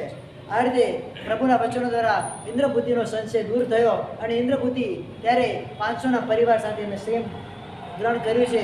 એક ક્ષણે પરમાત્માની 3 પ્રદક્ષિણા કરે છે. એટલે બધાની દીક્ષા અલગ અલગ છે. એમ. બધાની દીક્ષા અલગ. પછી એને સાંભળીને બીજો સાંભળીને એના આ બાબતની અંદર મારા મનની અંદર ઘણા બધા પ્રશ્નો છે. એનું સમાધાન મને મળતું નથી. કારણ કે પરમાત્માનું સમર્થન રચાયું છે એક પ્રહરનું. કેટલા? એક એ તો દેશના ચાલુ થઈ ગઈ છે, પ્રહર ચાલુ થઈ ગયો છે. એ વખતે ઇન્દ્રભૂતિને ખબર પડે છે કે આ સંશયો કરે છે, વિચાર છે.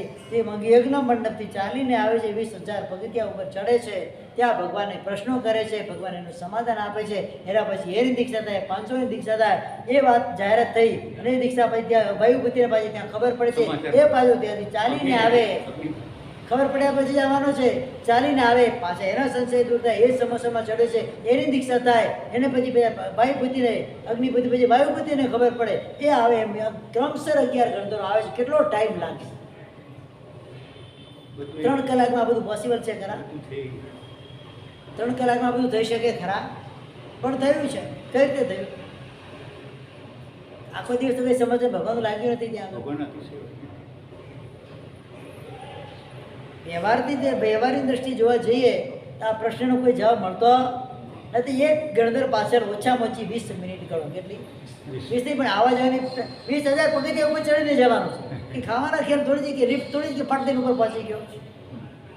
એ લોકો કહેવાય ઉડી જતા રહે. એમ દાડો ઉડી ગયા. બધા પગથિયા ચડીને ગયા છે, ઉડીને થોડા ગયા છે. એ 8 માળ કાલે ચડ્યા એટલે અમને લાગ્યું કે એ તો હું તો અષ્ટમ લોકમાં આવી ગયો છું. એવું લાગ્યું કાલે ગયા હતા ને રમેશભાઈના ઘરે. 8 કલાક બેઠા પછી જવાનું તો ફરક તો પડે ને. તો પછી અષ્ટમ દેવલોકમાં ગયા એવું લાગતું ત્યારે. તો 20,000 પગથિયા છે. કેટલા માળ થાય? એક માળના 16 પગથિયાં હોય, 16 પા 20, કેટલા માળ થાય? 125 માળ થાય. કેટલા થાય? અરે 125 ક્યાં? હા 125 માળ થાય. 16 પા 20 એ 125 થાય. 125 માળ કેવી રીતે ચડ્યા છે વિચાર તો કરો. અને બધા એક એક પાછા ક્રમસર આવ્યા છે. ટાઈમ તો લાગે કે ના લાગે, ગમે તેવો અતિશય હોય તો જાય પછી સમાચાર મળે ત્યારે પાછું આવે. અને પાછું સમાચાર મળે, પછી ત્યાં વિચાર કરે, પછી ત્યાંથી 500 શિષ્યો લઈને નીકળે, ત્યાંથી સમોસણની ભૂમિ સુધી આવે. એટલે ગામની બહાર તો સમોસણ મંડાણ થયું હોય, અડધો પોણો કિલોમીટર દૂર તો હોય, ત્યાં ચાલીને આવે, ત્યાં પાછું ઉપર જાય, ત્યાં પાછા ભગવાન સાથે ચર્ચા કરે, પછી એની દીક્ષા કરે. 11માં ટાઈમ કેટલો લાગે? 3 કલાકમાં ના થાય. બધામાં આવી ગયું. પણ આ કઈ રીતે થયું છે એ આમાં લખ્યા પ્રમાણે તો આ બધું બેસતું નથી, પણ આ બધું શ્રદ્ધા ગમે છે. કેવું છે? બધું શ્રદ્ધા ગમે છે. પ્રશ્ન તો જેટલા કાઢવા એટલા નીકળે. અનુપ્રેક્ષા કરતા જાઓ તમે, ઘણા બધા પ્રશ્નો તમને એમાંથી મળતા જાય. તો આ રીતે ગૌતમ સ્વામીની દીક્ષા થાય છે અને ત્યાં આગળ પરમાત્માની 3 પ્રદક્ષિણા કરે છે. ભયમ કિમ તત્તમ ઉપમેવા, ભયમ કિમ તત્તમ વિજ્ઞેવા, ભયમ કિમ તત્તમ ધ્રુવેવા. 3 પ્રદક્ષિણા કરી ત્રિપદીને પ્રાપ્ત કરે, ત્યાં દ્વાદશાંગની રચના કરે, ત્યાં ગૌતમ ગણધર પદે સ્થાપન કરે ભગવાન. એના પછી વાયુબુદ્ધિને ખબર પડે, અગ્નિભૂતિ. અગ્નિબુદ્ધિ વાયુબુદ્ધિ જે હોય એને ખબર પડે, અને પછી એ ત્યાં આવે. ઘણી મોટી લાંબી પ્રક્રિયા છે, પ્રોસિજર બહુ મોટી છે, પણ શોર્ટ ટાઈમમાં પતી જાય છે. પરમાત્મા કદાચ આપણે માની કદી છે પછી કંઈ માની શકાય નહીં. આ પ્રમાણે ઇન્દ્રબુદ્ધિને ભગવાનની પાસે જો આટલું બધું થયા પછી ઉત્પત્તિ વિનાશના સ્થિર ભાવ થાય છે. આ ભગવાન પાસે ત્રિપદી પ્રાપ્ત કરી અને ત્યાં પછી પોતે દ્વાદશાંગની રચના કરે છે. આમ પ્રથમ ગંધર્વ તરીકેની સ્થાપના થાય છે. પછી ઇન્દ્રબુદ્ધિ ભગવાન પાસે દીક્ષિત થયા જાણી, એમાં લખેલું છે. અને પછી અગ્નિબુદ્ધિ વિચારે છે. તો કેટલી મોટી પ્રોસેસ થઈ ગઈ અગ્નિબુદ્ધિની. 3 કલાક તેમાં જ પૂરા થઈ જાય ઇન્દ્રબુદ્ધિમાં જ. અને ત્યાં પછી વિચારે છે. ક્યારેક પર્વત દ્રવી જાય, ક્યારેક હિમ છે બરફ હોય એમાં આગ લાગી જાય, ક્યારેક અગ્નિ ઠંડો થઈ જાય, ક્યારેક વાયુ પણ સ્થિર થઈ જાય, પણ મારો ભાઈ ક્યારે હારે નહીં. એ પ્રમાણે અશ્રદ્ધા કરતા એ વખતે લોકોને પૂછે છે.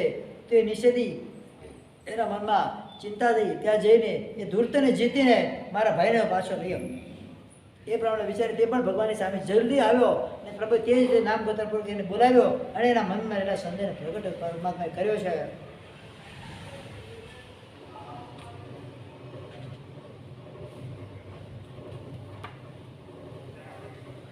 હે ગૌતમ અગ્નિબુદ્ધે, તારા મનમાં સંદેહ છે કર્મ વિષય, પરંતુ વેદ પદોની સમય રીતે વિચારતો નથી એટલે તારો સંદેહ થાય. જો એ વિચારે તો તારો સંદેહ નષ્ટ જાય. પરંતુ તું કહે છે પુરુષ એવો ઇદમ જ્ઞિમ સર્વમ યદ ભૂતમ યચ્છ ભાવ્યમ, એટલે આ વેદ પદો છે એને તું સમય વિચારતો નથી. એટલે જે પુરુષ છે એ બસ આત્મા, પુરુષ એટલે આત્મા કહે છે. એ આત્મા જેવું છે, કર્મ જેવું કશું છે નહીં. જે થયું થઈ ગયું, થવાનું એ થવાનું, જે થાય છે થાય છે, બસ. એમાં કર્મ જેવું કયું છે નહીં. એનો અર્થ તું આમ કહે આ જગતને અતીતકાળમાં જે થયું હતું, ભવિષ્યકાળમાં જે થશે, જે એ બધું આત્મા જ છે. એમાં નિશ્ચય એવ શબ્દ એટલે નિશ્ચયાર્થક શબ્દ તે લખ્યો છે. અને આ શબ્દથી કર્મ ઈશ્વરવાદીનો નિષેધ તને જણાય છે, પણ તેના દ્વારા મનુષ્ય, દેવ, તીર, નરક, પરત ઇત્યાદિ જે વસ્તુ દેખાય છે એ બધું આત્મા જ છે. તેથી કર્મનો નિષેધ તને સ્પષ્ટ એવો સિદ્ધ થાય છે. એ શબ્દથી એવકાર શબ્દ એટલે આ છે જ, એવું જકાર શબ્દ શું છે? એવકાર એટલે જકાર શબ્દ. આપણે કહે ને આવી જ શું કહીએ આપણે? ક્યારેય પણ આ જકાર ભાષા બોલવાની હોતી નથી. શક્ય હશે તો આવવાનો પ્રયત્ન કરશો. આવીશ જ એટલે પ્રાય આવવાની ગણતરી છે. શું કહેવાય? પ્રાય આવવાની ગણતરી છે. જવાય કે ન જવાય? દોષ દુષ્યાભાત ના લાગે. આવીશ જ એટલે પછી ન જાવ તો જૂઠું બોલવાનો દોષ લાગે. સાહેબ ઘરે પગલાં કરવા પધારજો. હા ચોક્કસ આવું જ છું એટલે શું જવું જ પડે. ન જઈએ તો મૃષાવાદનો દોષ લાગે. અને કદાચ ત્યાં જવા નીકળ્યા અને પછી જ અમારું સ્વાહા થઈ જાય તો વરસાદ આવી ગયો તો બસ કેવી કારણ બન્યું તો શું કરવાનું? તો પાછા જવાનું. એટલે જકાર ભાષા અમારાથી બોલાતી હોતી જેવા ભાવ વર્તમાન જો એ વખતે જે વર્ત એટલે આપણી પાસે શબ્દ બહુ સોલિડ છે ને વર્તમાન યુગ અમારી આગળ ક્યાંથી આવે? તમારી પાસે પણ છે અમારથી બોલાય ને વર્તમાન. બોલા નહીં આવી જાય બોલ પછી બાપા પૂછી લે કે બોલું અહીં આવીને બોલું કે ક્યાં ના છે. એટલે હવે અહીંયા આગળ જે ભવિષ્યકાળમાં થનારું છે એ બધું આત્મા જે છે એવો નિશ્ચય તને થાય છે એટલે કર્મનું તને નિષેધ સ્ફુટ રૂપે જણાય છે. પણ આ વાક્યના આ અર્થથી તું પ્રથમ તારા મનમાં કર્મ છે કે નહીં એનો સંદેહ થયો છે, પછી આ તર્ક દ્વારા તારો સંદેહ દ્રઢ થયો છે. જેવી રીતે અમૂર્ત એવા આકાશનો મૂર્ત એવા ચંદન આદિથી મંડન ખડગ આદિથી ખંડન ક્યારે થતું નથી, જે કે આકાશ અમૂર્ત છે. આકાશમાં રૂપ નથી, અરૂપી કહેવાય. શું કહેવાય? તો એ અરૂપી આકાશનું એના પર ચંદનનો લેપ કરો તો થાય ખરા? મૂર્ત ચંદન શું છે? મૂર્ત દ્રવ્ય છે, દેખાતું દ્રવ્ય છે. એનો લેપ થાય ખરા? તો ન થાય. અને એને તલવારથી કાપાઈ જાય તો આકાશ કપાય ખરા? ક્યારે કપાતું નથી. તો મૂર્ત દ્રવ્યનો અમૂર્ત દ્રવ્ય પર કઈ અસર થતી નથી. તો આત્મા અમૂર્ત છે, કર્મ કેવું છે? મૂર્ત છે. તો મૂર્ત કર્મનો આત્મા અમૂર્ત પર અસર કેવી રીતે થાય? એટલે કર્મ જેવું કોઈ ઈચ્છા જ નહીં એમ જ કહેવાય. તો અમૂર્ત આત્માના મૂર્ત કર્મથી લાભ કે હાનિ કઈ રીતે થાય? એટલે કર્મ નથી એવું તું વિચારે છે, પરંતુ એ અગ્નિબુદ્ધિ અર્થ તારો બરાબર નથી. આ પદોને તું આ પદાર્થ જે પદો છે એ આત્માની સ્તુતિના શબ્દો છે. શેના શબ્દો છે? કે આત્મા જે છે એ આત્માની સ્તુતિ કરે છે. ભગવાન તું હિ બોલ્યો છે નથી બોલતા. ભગવાન તું છે, તારા જેવું કોઈ છે નહીં. એ પરમાત્માની સ્તુતિના શબ્દો છે. અને પરમાત્મા જેવું કોઈ છે નહીં એવું બોલીએ તો મુસાફત લાગે કે ન લાગે? અનંત સિદ્ધો પરમાત્મા જેવા છે. પણ વર્તમાન મારી સામે જે તું છે પરમાત્મા એ તું જ છે, તારા જેવું બીજું કોઈ નથી. આપણે ઘણી વાર નથી બોલતા તારા જેવું તો કોઈ આ દુનિયામાં છે નથી. અરે એના કરતાં પણ સમય એના જેવા ઘણા આ દુનિયામાં છે. પણ અત્યારની અપેક્ષાએ શું કહેવાય છે? એની તમે સ્તુતિ કરો છો. એ સ્તુતિપરાયણ શબ્દ છે. પુરુષે વૈદમ નિમ એમ કહેવાય તો એ સ્તુતિપરાયણ શબ્દ છે. એટલે આત્માની ત્યાં સ્તુતિ કરે છે. આત્મા જ છે, બીજું કંઈ છે જ નહીં. એવું કરવાના આ શબ્દો નથી અહીંયા આગળ બતાવવામાં આવ્યા. તો આ રીતે ઘણા પદો એવા હોય છે પુરુષની સ્તુતિ રૂપ હોય છે. આ વેદ પદો 3 પ્રકારના હોય છે. કેટલાક વિધિ બતાવનારા શબ્દો હોય છે. સામાયિક કરવું જોઈએ, શું કહેવાય એટલે શું કહેવાય? એ વિધિ બતાવનારા શબ્દો છે. કોઈ સ્તુતિ પર તારું મુખ ચંદ્ર જેવું છે, દેખાય ચંદ્રમાં એનામાં ધરાધારનો ફરક છે, પણ શું કહેવાય? એને ઉપમા અલંકારથી એની સ્તુતિ કરીએ છે. એ સ્તુતિ પરાયણ શબ્દો હોય. કેટલાક અનુવાદ પરાયણ શબ્દો હોય. ધારી કે એના પણ ત્રણે અર્થ આપણે બતાવ્યા છે કે સ્વર્ગની ઈચ્છાવાળા અગ્નિહોત્રનો યજ્ઞ કરવો જોઈએ. આ વેદ પદ છે અને આ વિધાન વાક્ય છે. કેવું છે? આવું કરવું જોઈએ. અથવા સ્વર્ગની ઈચ્છાવાળા અગ્નિહોત્ર નામનો હોમ કરવો જોઈએ. આ પદો છે વિધિ બતાવનારા છે. 12 માસનું વર્ષ. આ શું છે? આ સ્તુતિ પરાયણ શબ્દો છે, અનુવાદ છે. વર્ષને શું કહો? સંવત્સર કહીએ. સંવત્સર એટલે શું? જેના અંદર 12 મહિના આવે એને શું કહેવાય? સંવત્સર કહેવાય. આ જે શબ્દો બતાવ્યા છે એ અનુવાદ બતાવે છે. 12 મહિના, 1 વર્ષ બરાબર શું થાય? 12 મહિના. શું કહેવાય? હા, 1 કરોડ બરાબર 100 લાખ. શું થાય? એટલે 100 લાખની કિંમત પણ 1 કરોડ છે. 1 લાખની કિંમત પણ કેટલી છે? 1 કરોડ છે. આ એનો અનુવાદ બતાવનાર શબ્દ છે. અને અથવા તો પ્રસિદ્ધ વાર્તાને જણાવનાર શબ્દો છે. એ રીતે પુરુષ એ વૈદમ ડિમ એ સર્વમ અદ્ભુતમ એ ભાવ્યમ. આ પદો છે સ્તુતિ પરાયણ શબ્દો છે. પુરુષે એવા ઇદમ એ પદોથી પુરુષનો અર્થાત એ આત્માનો મહિમા બતાવનારા છે, નહીં કે કર્મનો અભાવ. આત્મા છે, તું જ છે, તારા જેવું કોઈ નથી. તો એમાં મતલબ શું? તારો મહિમા થયો, તારા સિવાય બીજું કોઈ નથી એનો નિષેધ કરનારો શબ્દ થાય. કદાચ આ ભાષામાં તમને હજી થોડી ન્યાયની ભાષા જે વધારે સમજ નહીં પડે, પણ આપણે કોઈને કહીએ કે તું જ છે, તારા જેવું તો કોઈ છે નહીં, પણ નથી એવું. એ શબ્દ કયા કહેવાય? મતલબ તારામાં સારું છે, તારી મહિમા હું પાઉં, પણ તારા સિવાય બીજું કોઈ છે નહીં એનો નિષેધ ના કરી શકે. તારા સિવાય દુનિયામાં કોઈ છે જ નહીં. એ નિષેધ વાક્ય બતાવતો નથી, એ એની સ્તુતિ ભલે બતાવે. તો આ જે શબ્દ તું વેદનો કરે છે અર્થ, તો એ આત્મા જ છે, બીજું કશું છે જ નહીં એવું નથી. આત્મા છે પણ સાથે બીજું પણ છે. એ આત્મા એ બધા કરતાં શ્રેષ્ઠ છે. એની શ્રેષ્ઠતાની મહિમા બતાવનારા શબ્દ છે. એ પ્રમાણે અહીંયા કર્મની સિદ્ધિ થાય છે. જેમ કે જલ આદિ સરસાનો વિષ્ણુ જ છે, એ બાકીથી વિષ્ણુનો મહિમા દેખાય છે, નહીં કે જલ વગેરેનો અભાવ. કે જલે વિષ્ણુ, સ્થલે વિષ્ણુ, વિષ્ણુ પર્વત મસ્તકે સર્વભૂતમય વિષ્ણુ તસ્માત વિષ્ણુમય જગત, એમ કહેવાય. લોકો વેદનો પદ છે કે ભગવાન તું જ છે, તારા છે બીજું કશું છે નહીં, પણ બીજું છે. બીજી વસ્તુનો અભાવ નથી. ભગવાન તું છે તું શ્રેષ્ઠ છે, એની શ્રેષ્ઠતા બતાવવાનો શબ્દ છે. જલાદી બધા સ્થાનોમાં વિષ્ણુ તો છે, એમનો મતલબ એમ નથી કે જલ વગેરે પર્વત વગેરે કશું છે નહીં. આ બીજી રીતે કર્મની સિદ્ધિ કરાય છે. અમૂર્ત આત્માનો અમૂર્ત કર્મથી કેવી રીતે અનુગ્રહ કે ઉપકાર કે અનુપકાર થાય એના માટે પણ બતાવે છે. એ તું જે કહે છે અયુક્ત છે, અમૂર્ત એવા જ્ઞાનનો મધ્ય આદિ દ્વારા હાનિ થાય છે કે એકદમ વિશિષ્ટ જ્ઞાની પુરુષ હોય, જબરજસ્ત પંડિત હોય, બરાબર છે, એને 2 બાટલી ચડાવી દો, એનું જ્ઞાન રહે કે જાય? પછી શું બોલે? ભાઈ જ્ઞાનની ભાષા બોલે કે બેવડાની ભાષા બોલે? કઈ ભાષા બોલે? હા, એટલે એનામાં જ્ઞાન નથી. તે જ્ઞાન ઉપર જ્ઞાન મૂર્ત છે, અમૂર્ત છે, અને જે પીધું છે એ શું છે? એ મૂર્ત વસ્તુની એના પર અસર થઈ કે નથી? જેમ કોઈની અંદર વિશેષ બુદ્ધિ નથી. આપણે કહીએ ને બદામ ખાતો બુદ્ધિ આવે, તો બુદ્ધિ શું છે? અમૂર્ત છે. બદામ શું છે? તે મૂર્ત બદામનો બુદ્ધિ ઉપર અસર થાય છે કે નથી? ક્યાં થાય છે? તો એ જ રીતે આત્મા ભલે અમૂર્ત હોય પણ કર્મ મૂર્ત છે, તો કર્મની આત્મા ઉપર અસર એ રીતે થાય છે એમ તારે માનવાનું છે, અને એ પ્રમાણે જ થાય છે. આ પ્રમાણે હવે ત્રીજી રીતે કર્મની સિદ્ધિ કરે છે. કર્મ વગર એક વ્યક્તિ સુખી અને એક વ્યક્તિ દુઃખી એમ કેમ થાય છે? એક લંગડો કેમ થાય છે? એક આંધળો કેમ થાય છે? એક પશુ કેમ થાય છે? એક દેવ કેમ થાય છે? એક નરકીમાં કેમ થાય છે? એક મનુષ્ય કેમ થાય છે? એક પુરુષ કેમ થાય છે? એક સ્ત્રી કેમ થાય છે? એક લાંબો કેમ થાય છે? એક ટૂંકો કેમ થાય છે? એક જાડી કેમ થાય છે? એક પતળો કેમ થાય છે? એક ગોરો કેમ થાય છે? એક કાળો કેમ થાય છે? એક આંધળો કેમ થાય છે? એક દેખતો કેમ થાય છે? શેના હિસાબે થાય છે? પોતપોતાના કર્મના હિસાબે. તે જ પ્રકારના શરીર નામકરણના ઉદયથી આવું શરીર પ્રાપ્ત થાય છે, ત્યાં ભાવ પ્રાપ્ત થાય છે. એક રાજા થાય છે, એક નોકર થાય છે, બધું પ્રત્યક્ષ જગતમાં દેખાય છે. તો એના પાછળનું કારણ શું દેખાય છે? જગતની વિશેષતા શેના કારણે દેખાય છે? તો કે કર્મથી દેખાય છે, પોતાના કર્મ છે. તો પછી કર્મ છે એમ કરી અને એનો સંશય દૂર થયો, અને અગ્નિભૂતિ ત્યાં આગળ દીક્ષા લીધી, બીજો ગણધર ત્યાં થયો છે. હવે વાયુભૂતિની વારી આવે છે.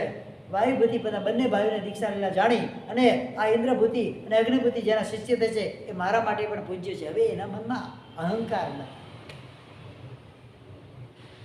મારા 2 ભાઈઓ જેની પાસે દીક્ષા લીધી મહા પંડિત હોય, તો કદાચ એ એમનાથી પૂજ્ય હોય તો જ લીધી હોય, એટલે મારા માટે પણ કેવા છે? પૂજ્ય છે.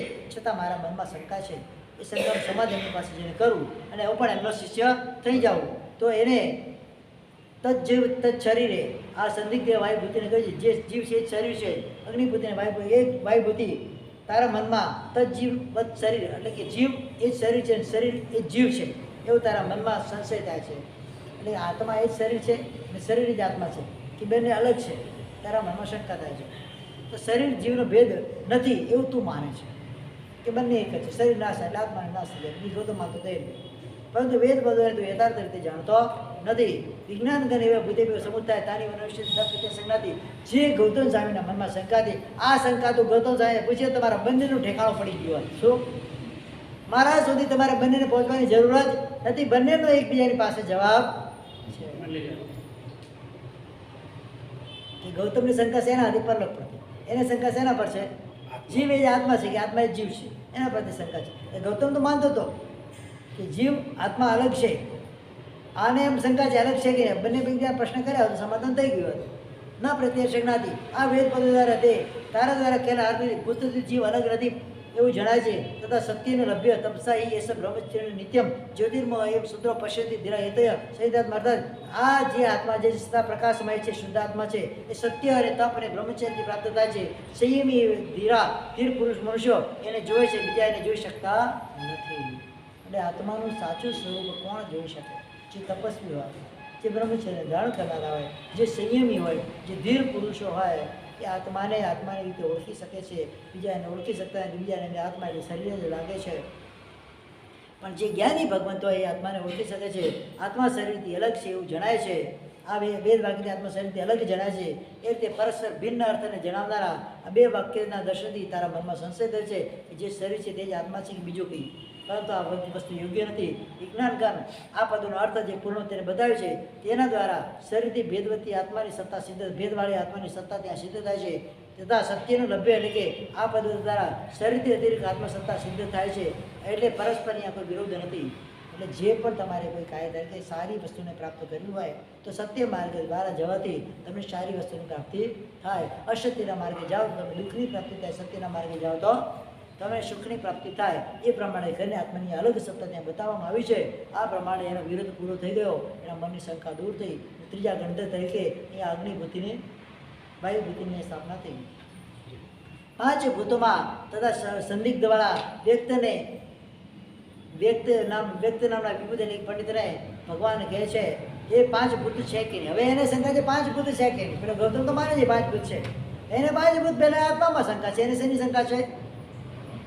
એ આ પ્રશ્ન ગૌતમ સાહેબને પૂછે તો જવાબ મળી જાત કે નહીં? પૃથ્વી વાયુ તેવું બધા 5 ભૂત છે. તો એવા સંદેહવાળા વ્યક્તિને કહે છે વેદ પદોને કેમ તું સમય કીધે વિચારતો નથી? વેદ પદ આપણ જે એનો સપનોમાં ભાઈ સકરમ ઇતિ એ બ્રહ્મવિદ વિજ્ઞાન આ વેદ વાક્યનો તું એવો અર્થ કરે છે આ જે અખિલ ઇત્યાદિક સર્વ જે સ્વપ્ન સમાન છે. કેવું છે? આપણે શું કહીએ? આ જગત સ્વપ્નની માયા છે. શું કે સ્વપ્ન જેવું જગત કેવું છે? આજે છે ને કાલે નથી. આજે તમારી પાસે ધન સંપત્તિ છે, કાલે છે કે નહીં? જેમ સ્વપ્નમાં શું હોય? સ્વપ્નમાં ઘણું બધું તમારી પાસે સવારે ઉઠો તો શું હોય? એ જગત પણ કેવું છે? સ્વપ્નની જાળ સમાન છે, માયા જાળ સમાન, ઇન્દ્રિય જાળ સમાન છે. તો એ પ્રમાણે એમ કહેવામાં આવે છે કે આ વ્યક્તિથી 5 ભૂતનો અભાવ તને જણાય છે કે કઈ છે જ નિયમ આ દુનિયામાં કઈ છે? ઘણી વાર આપણે કંટાળી ગયા હોય ને, થાકી ગયા હોય તો શું બોલીએ? કાંઈ નથી આ દુનિયામાં મારશે, કાંઈ લેવા દેવા નથી, કંઈ નથી દુનિયામાં. તો કેમ બેઠો છે? અહીંયા આવી જા. હા, તમે આ દુનિયામાં ને આ દુનિયામાં જ કરો ને. તમારા હિસાબે કંઈ નથી એમ કહો, અમારા હિસાબે તો એ ઘણું છે. પણ તો અમારી અમે તો સાથે માનીએ આ છીએ. દુનિયા જ છે ને. અમે પણ તો માનીએ છીએ આ દુનિયામાં ઘણું બધું. તમે દુનિયાથી કંટાળ્યા છો, અમે થોડી કંટાળ્યા છીએ. તો અહીંયા આવે તો એ જ દુનિયા થવાની ને. ના, એવું કંઈ જરૂર થોડી છે. દુનિયા જ છે ને, પણ અલગ હા, એવું કંઈ જરૂર નથી. તમે દુનિયાથી કંટાળ્યા, તમે સંસારથી કંટાળ્યા છો, સંસારના દુઃખોથી કંટાળ્યા. શાંતિ કંટાળ્યા છો? એથી શેનાથી કંટાળે છે? સંસારના દુઃખથી પણ જો મને નિર્વેદ આવે અને મને સંસાર ખરાબ લાગે તો એ આ ભાવમાં ઘણું પામી ગયા છે એવું લાગશે. શું? કદાચ સંવેગ ઉત્પન્ન ન થાય અને મને કદાચ સેમ લેવાની ભાવના ન થાય, પણ આ સંસારમાં રહેવા જેવું નથી. શું ભરતભાઈ? એવું એક વખત મનમાં નિર્ણય થઈ જાય ને તો એ આ ભાવ તરી જશે. રહેવા જેવું નથી પણ રહેવું પડે. કેમ અમિતભાઈ, બરાબર કે નહીં? રહેવા જેવું ખરું? સવારે એવું થાય, સાંજે પાછા કેવા? સાંજે પાછા કેવા? જે દિવસે દુકાનમાં વેપાર ન થાય ના કંઈ કંટાળા આવે, હું દુકાને જવું અને પાછા 2 ઘરે આવી જાય તો હવે ઘરે જવાની ઈચ્છા થતી. વૈરાગ્ય તો આવે છે, નથી આવતું પણ ટકતો નથી. શું છે? વૈરાગ્ય આવે છે ઘણો. સૌથી વધારે ટકી જાય તો નીચે રહી આવી ને સર. હા, વૈરાગ ટકી જાય તો નીચે ના રહી તો. ટકાવો ને તો હું ક્યાં ના પાડું છું? ટકાવવાની ક્યાં ના પાડું છું? ટકાવો, પ્રયત્ન તો કરો ટકાવવાનો. તપતો જ નથી. સૌથી વધારે સંસારમાં આવે ને પછી ત્યાંથી બહાર નીકળી એટલે જતો રહે. સ્મશાનમાં નથી આવતો હવે તો. એ મોબાઈલ ચાલુ. સ્મશાનમાં ક્યાં વૈરાગ્ય આવે છે? એ ધંધો થાય. એને જઈને એની પાસે જઈને બોલે છે ભાઈ તારી ગતિ મારી થવાની છે. ક્યારે જઈને બોલ્યા છો આજ સુધી? હા, જે તું સ્થાનમાં અત્યારે જે છે બસ આજે ને તો કાલે આ જગ્યાએ લોકો મને પણ લાવીને નાખી દેવાના છે. સૌથી થાય એવું પણ જેવા એનો પેટની બહાર એમાં નીકળીએ ચિંતન થાય છે ક્યારે? સમજીએ છીએ એ વસ્તુ અલગ છે.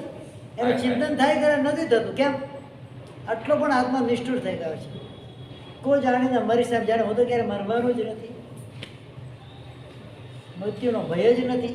7 ભયમાં મૃત્યુનો ભય પણ છે. કહે છે મને મૃત્યુનો ભય જ નથી, ક્યારે મરીશ મને, મારું તો મૃત્યુ થવાનું નથી. અમર પટેલ લખે પણ ક્ષણે ક્ષણે આવી છે મરણ દ્વારા આ જીવ ક્ષણે ક્ષણે મરી રહ્યો છે. એક એક સમય તમારું આયુષ્ય પૂરું થાય છે. એનિવર્સરી ઉજવી, બર્થડે ઉજવી છે.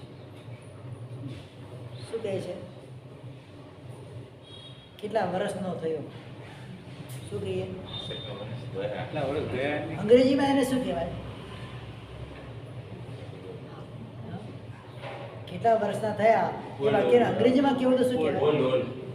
તું કેટલો ગરડો થયો હવે તો સંભાળ તારી જાતને કે દિવસે દિવસે વ્યક્તિ ઘરડો થતો જાય. અંગ્રેજીનું આ વાક્ય મને સારું લાગે, એમાં પ્રોપર અર્થ બેસે છે. કેમ ભરતભાઈ?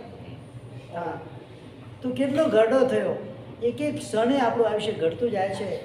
એટલે કે અંજલિ ગઈ તોય ગલત માવના પીછાથી, અંજલિની અંદર પાણીનું ભરેલું હોય, ધીરે ધીરે એ ટપકતું જાય. તમને ખબર નહીં ક્યાંથી ટપકે છે, ટપકતું જાય, છેલ્લે અંજલિ ખાલી થઈ જાય. તો આ આયુષ્ય પણ એ રીતે અંજલિની જેમ ટપકતું જાય છે. ક્યારે આપણે ટપકી જશું ખબર પડશે નહીં કે ભાઈ ક્યાં તમે કયા ગામમાં ઠાણેમાં પ્રતિમણ કરતા કરતા પરલોકમાં સીધા યુવાન જ છે, વૃદ્ધ નથી. અત્યાચાર પૂરા ક્યાંક કરો.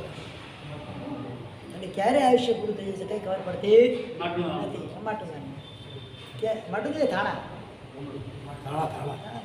એક બાજુ ક્યાંક છે, પણ એમ કહેવાય ક્યારે મારું આયુષ્ય પૂરું થઈ જાય એનો કોઈ ભરોસો નથી. એટલે જ તો કીધું છે હંમેશા સજાગ રહેવાનું છે, સાવધાન રહેવાનું છે. કઈ ક્ષણે મારું મૃત્યુ આવી જાય મને ખબર પડવાની. બેઠા બેઠા બોલતા બોલતા પણ વ્યક્તિ જતો રહે, ચાલતા ચાલતા જતો રહે, બેઠો ઊભો હોય તો જતો રહે, સૂતો હોય તો જતો રહે, ખાતો ખાતો જતો રહે.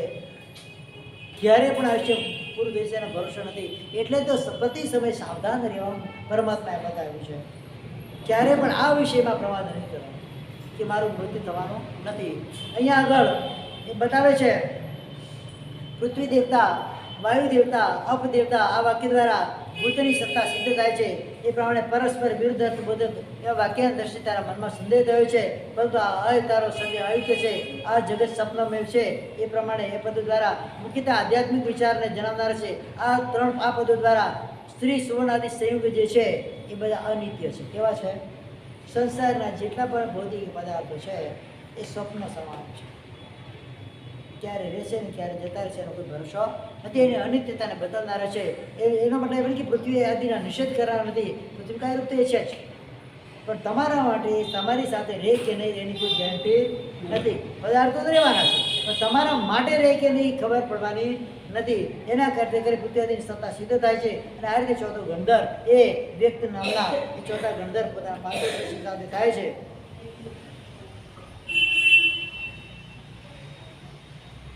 આ જન્મમાં હવે કોણ આવે છે પાંચમા? આ જન્મના જે જેવો છે એ જન્મ ભાવાંતરમાં પણ આવો જ થાય છે કે બીજો થાય છે એવું સંદેહવાળા સુધર્મા સ્વામીને ભગવાન કહે છે પુરુષ હોય પુરુષ હોય પુરુષ હોય પશુ પશુતમ. જે આ ભાવમાં પુરુષ હોય બીજા ભાવમાં મરીને શું થાય? પુરુષ થાય. જે પશુ હોય મરીને શું થાય? પશુ થાય. એક વેદનું પદ છે. અર્થાત પુરુષ જન્માંતર પુરુષ થાય છે, પશુ જન્માંતર પશુ થાય છે. અને જન્માંતરને સમાન સામાન્ય એ સાદૃશ્યતાને બતાવનાર આ વેદ પદો તે જોયા છે. જેમ કે સુગાડો ભાઈ એ સજાય છે એ સપુરુષો દે છે, જેને વિષ્ઠા સાથે બાળવામાં આવે તો એ વ્યક્તિ મરીને શું થાય? બીજા ભાવમાં શિયાળ થાય. એટલે એમ કહેવાય છે વેદની અંદર બધી વાતો આવે છે. એટલે પુરુષ જે છે એ મને પશુ પણ થાય છે. એટલે મતલબ એવો કે પુરુષ મને પુરુષ જ થાય એવું જરૂરી નથી. વેદની અંદર બંને વાક્ય મળે, પણ એ બંને અર્થ અલગ છે. અર્થાત જે પુરુષ વિષ્ઠાશ્રિત બાળા મારતી મને શિયાળ થાય છે, આ વિરુદ્ધ પદો તે જાણ્યા અને તારા મનમાં શંકા થઈ, પણ તારો વિચાર સુંદર નથી. પુરુષ હવે પુરુષ પશુતમ પુરુષ અશ્નુતે આ વેદ પદો છે. એટલે કે જે વ્યક્તિ સરળતા, કોમળતા, લઘુતા આદિ ગુણોવાળો મનુષ્ય હોય, જેના અંદર માયા ન હોય, કપટ ન હોય, પાપ ન હોય, વ્યભિચાર ન હોય, એ વ્યક્તિ મરીને પાછો પુરુષ તરીકે જન્મ લઈ શકે. શું? એટલે પુરુષ શું થાય છે? પુરુષ થાય. અથવા તો જે વ્યક્તિ અત્યારે માઈ હોય, માયાચારી, કપટી હોય, દંભી હોય, ચોરી કરતો હોય, એ બંને બીજા ભાવમાં તિર્યંચ થાય. એટલે પુરુષ મરીને શું થાય? તિર્યંચ પણ થાય. અથવા તો કોઈ તિર્યંચ હોય, તિર્યંચની અંદર બધી માયા કપટ હોય, મરીને પાછળ શું થાય? તિર્યંચ થાય. એટલે પુરુષ મને પુરુષ પણ થાય ને તિર્યંચ મને તિર્યંચ પણ થાય. એટલે એ વાક્ય તારું પહેલું વાક્ય સિદ્ધ થાય. બીજા વાક્યના હિસાબે જે પુરુષ પોતે હોય એ પાપાચાર વગેરે કરી એ પશુ પણ બની શકે. તારું જે બીજું વાક્ય છે એ પણ ત્યાં સિદ્ધ થાય. પણ અર્થ તું બરાબર કર, એના ભાવને પકડવાના છે, માત્ર શબ્દોને પકડવાના નથી. કહેવાનું તાત્પર્ય સમજવાનું છે. જે મનુષ્ય આયુષ્ય કર્મ બાંધીને પાછો મનુષ્ય થાય એને જણાવનાર છે. નહીં કે મનુષ્ય થાય છે નિશ્ચય કરનાર શબ્દો નથી. કદાચ આ જન્મની અંદર જે જેવો હોય તેવો ભવંતરમાં થાય અને બીજો પણ કદાચ થઈ શકે એ હેતુથી જે જેવો છે તે તેવો છે એવો જે નિયમ નથી. આ પ્રથમ યુક્તિ છે. અને બીજું તે જે વિચારે છે કે ચોખાના બીજમાંથી ચોખા જ ઉત્પન્ન થાય અને ઘઉંના બીજમાંથી ઘઉં જ ઉત્પન્ન થાય તો ઘઉંના બીજમાંથી ચોખા કેમ નથી? એ મેં કહેવા માંગુ છું. તો ત્યાં આગળ કહે છે એટલે તદ્દન જે જેવો છે તેવો થાય છે, પણ એવું પણ એવું નથી, કારણ કે ગોમય આદિની છાણમાંથી વીછી ઉત્પન્ન થાય. શું થાય? અને છાણ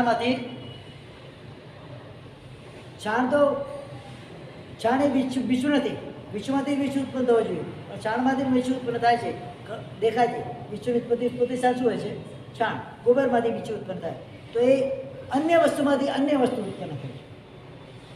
એ તો દેખાય છે સંસારની અંદર, તો એ કઈ રીતે ઉત્પન્ન થઈ ગયું? તો એ પણ તારું એટલે અન્ય કાર્યમાંથી અન્ય કાર્ય ઉત્પન્ન થાય છે. કાર્યની વિષમતા દેખાય છે ત્યાં. એક કાર્ય કરવાથી એક કાર્ય થાય જ જરૂર છે. ધારો કે તમે કોઈ પણ બેંકની અંદર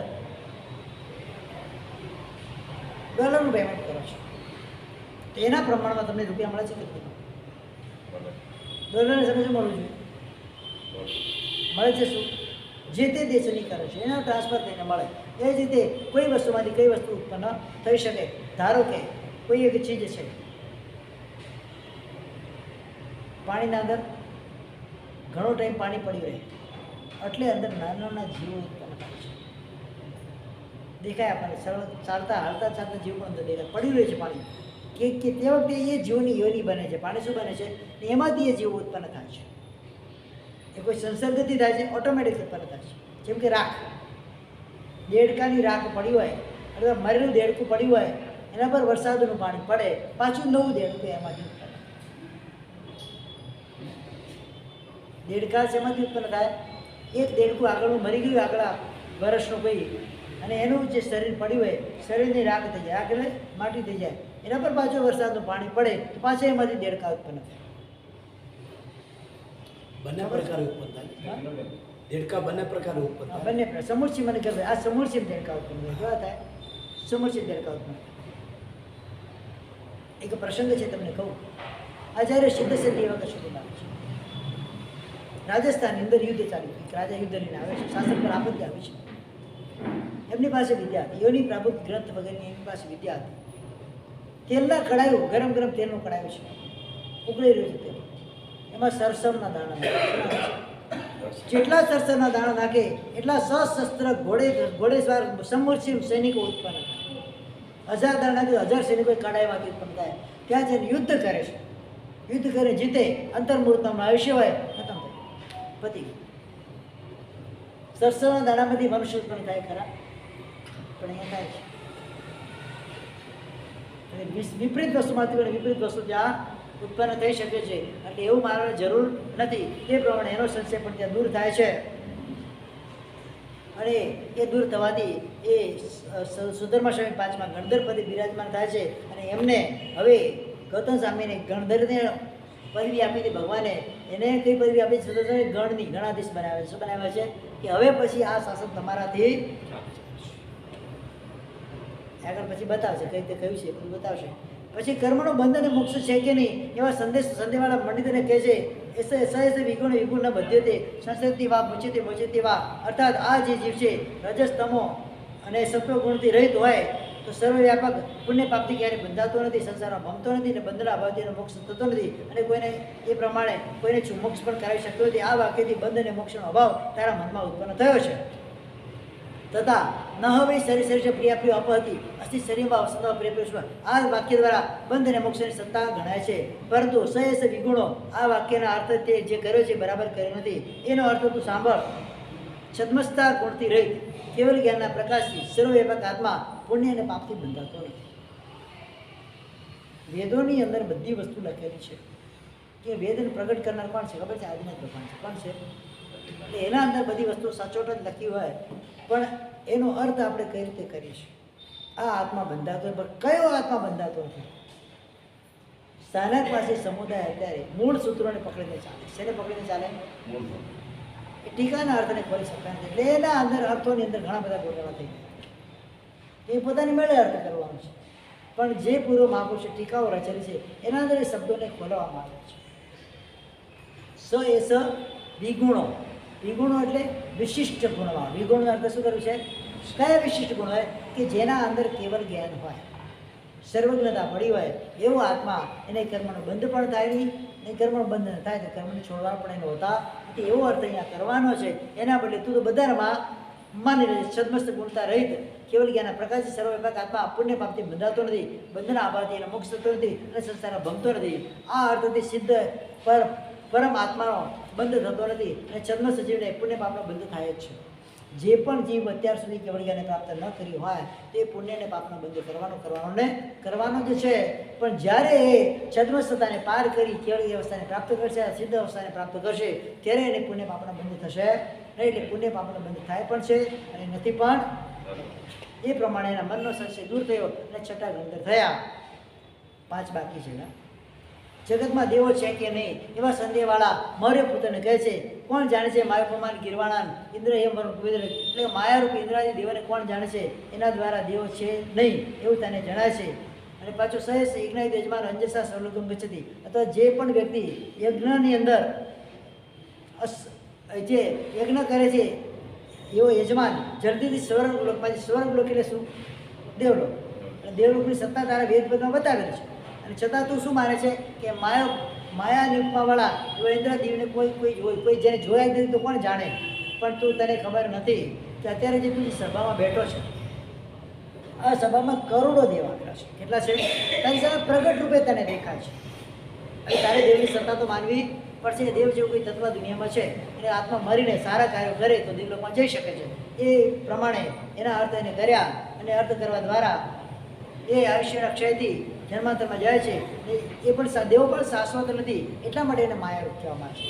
દેવનું પણ મૃત્યુ થાય છે, દેવો પણ એક જગ્યાએ સ્થાયી રહી શકતા નથી, એટલે એને માયારૂપ કહેવામાં આવે છે. નહીં કે એમાં દેવાનો સર્વતા અભાવ કહેવાય છે. આ પ્રમાણે તારો સંદેહ યુક્ત નથી. આ પ્રસિદ્ધાની અંદર આવેલા દેવ તું અને હું એને બધા એને પ્રગટ રૂપે જોઈ શકીએ છીએ. એનાથી દેવની સત્તા સિદ્ધ થઈ જાય છે. એટલે આ 7મો ગણધર થઈ ગયો. 8મો ગણધર એને નરક છે કે નહીં? નરકની ક્યાંથી લાઈન બતાવે? દેવતા લઈને બતાવી દે ભગવાને. નરકીને જોઈને કેવી રીતે બતાવવા? એવા અકંપિતને ભગવાન કહે છે ન હોય પ્રત્યે નરકી નરકાશાંતિ, અર્થાત મરીને કોઈ નરકની અંદર નરકી થતા નથી. આ વેદ પદો દ્વારા નરકનો અભાવ તારામાં જણાય છે. અને પાછું બીજું લખે છે નરકો વહી એસો જાય તે ય શુદ્ર અન્નમ અસંતિ. એ જીવ નરકમાં જાય છે જે હલકા લોકોનું ભોજન ખાય છે, એટલે હલકા લોકોનું ભોજન જમે છે, એ મરીને ક્યાં જાય છે? નરકમાં જાય છે. અને પાછું બીજું વાક્ય છે કે નરકમાં નારકી જેવું છે નહીં. આ 2 વસ્તુ તને આવી એટલે અટવાઈ ગયો માણસ. 2 પરસ્પર વિરોધી વાત આવે તો શું થાય? એને શંકા થાય. તો હવે એનો અર્થ ભગવાન કરે છે જે શુદ્રનું અન્ન ખાય છે તે નરક થાય છે. આ વાક્યથી નરકની સિદ્ધતા જણાય છે. અને આ બંને પરસ્પર વિરુદ્ધ અર્થને બતાવનાર વેદ વાક્ય દ્વારા તારા મનમાં સંદેહ થયો છે. આ સંદેહ તારો બરાબર નથી. ન હવે પ્રત્યે નરકી નરકાશુદ્ધિ. આ વાક્યનો સમય તું સાંભળ. કોઈ પણ આત્મા મરીને નરકમાં મેરુની જેમ શાશ્વત રહેતો નરકમાંથી પણ એનું ઉદ્ગર્ધન થાય છે. નરકમાં ભવ પણ એનો પૂરો થાય છે અને ભવ પૂરો કરી બીજા ભવમાં એ જાય છે. એટલે કાયમ માટે કોઈ આત્મા નરકમાં ટકી રહેતો નથી. એનો અર્થ શું કરવાનો છે? એ જ એનો અર્થ કરવાનો છે. એ પ્રમાણે એનો અર્થ કરી અને સદાકાળ જીવ નરકમાં જે પાપને હાજર છે નરક થાય છે. સર્વ જીવો મરીને સદા નરકમાં જ જતા નથી, અથવા નરકો મરીને ફરીથી પાછા તત્ક્ષણ નરકમાં ઉત્પન્ન થતા નથી. એક વાત આ તો અહીંયા નિયમ હોય છે. દેવ મરીને ક્યારે દેવ ન થાય, તરત જ બીજા ભમાં નારકી મરીને બીજા ભમાં નરક ન થાય. એટલે આમાં જે અર્થ કર્યો નરકી નરકા ન ભવંતી, નરકમાંથી મરીને પાછો જીવ તરત ને તરત નરકમાં ન જાય. એ આશય તારે શું લેવાનું છે કે નરકમાં નારકી લોકો પાછા નરકમાં જતા નથી. પણ એ સિવાયના 2 એટલે કે મનુષ્ય અને તિરજ બંને નરકમાં જઈ શકે. દેવો પણ નરકમાં ન જાય. નારકી દેવ ન બને, દેવ નારકી ન બને, નારકી નારકી ન બને, દેવ દેવ ન બને. આ 4 વાક્યનો સદા સનાતન નિયમ છે. એ હંમેશા આપણે યાદ રાખવાનો. એટલે એ પ્રમાણે નરકની સત્તા સિદ્ધ કરી અને એ પ્રમાણે 8મા ગણધર થયા છે. હવે પુણ્યના વિષયમાં શંકાવાળા અચલ ભ્રાતાને ભગવાન કહે છે પુરુષ એવ ઇદમ બુદ્ધમ ભવિષ્યથી. અને આ વાક્યથી આત્મા વગર અન્ય બીજી વસ્તુ પર છે તો પુણ્ય કેમ હોય? બીજી વસ્તુ જ નહીં તો પુણ્ય કેમ હોય? એવું એને શંકા છે. જેમ ઇન્દ્રપુત્રીને શંકા હતી ને આત્મા જ છે ખાલી, બીજું કશું છે નહીં. અરે ઇન્દ્રપુત્રીને અગ્નિપુત્રી એને પણ શંકા શું છે? આત્મા જ છે, આત્મા છે, બીજું કશું છે. જેમ એને પેલાને કર્મ વિશે શંકા હતી તેને એ ધર્મ કે પુણ્ય વિશે શંકા છે.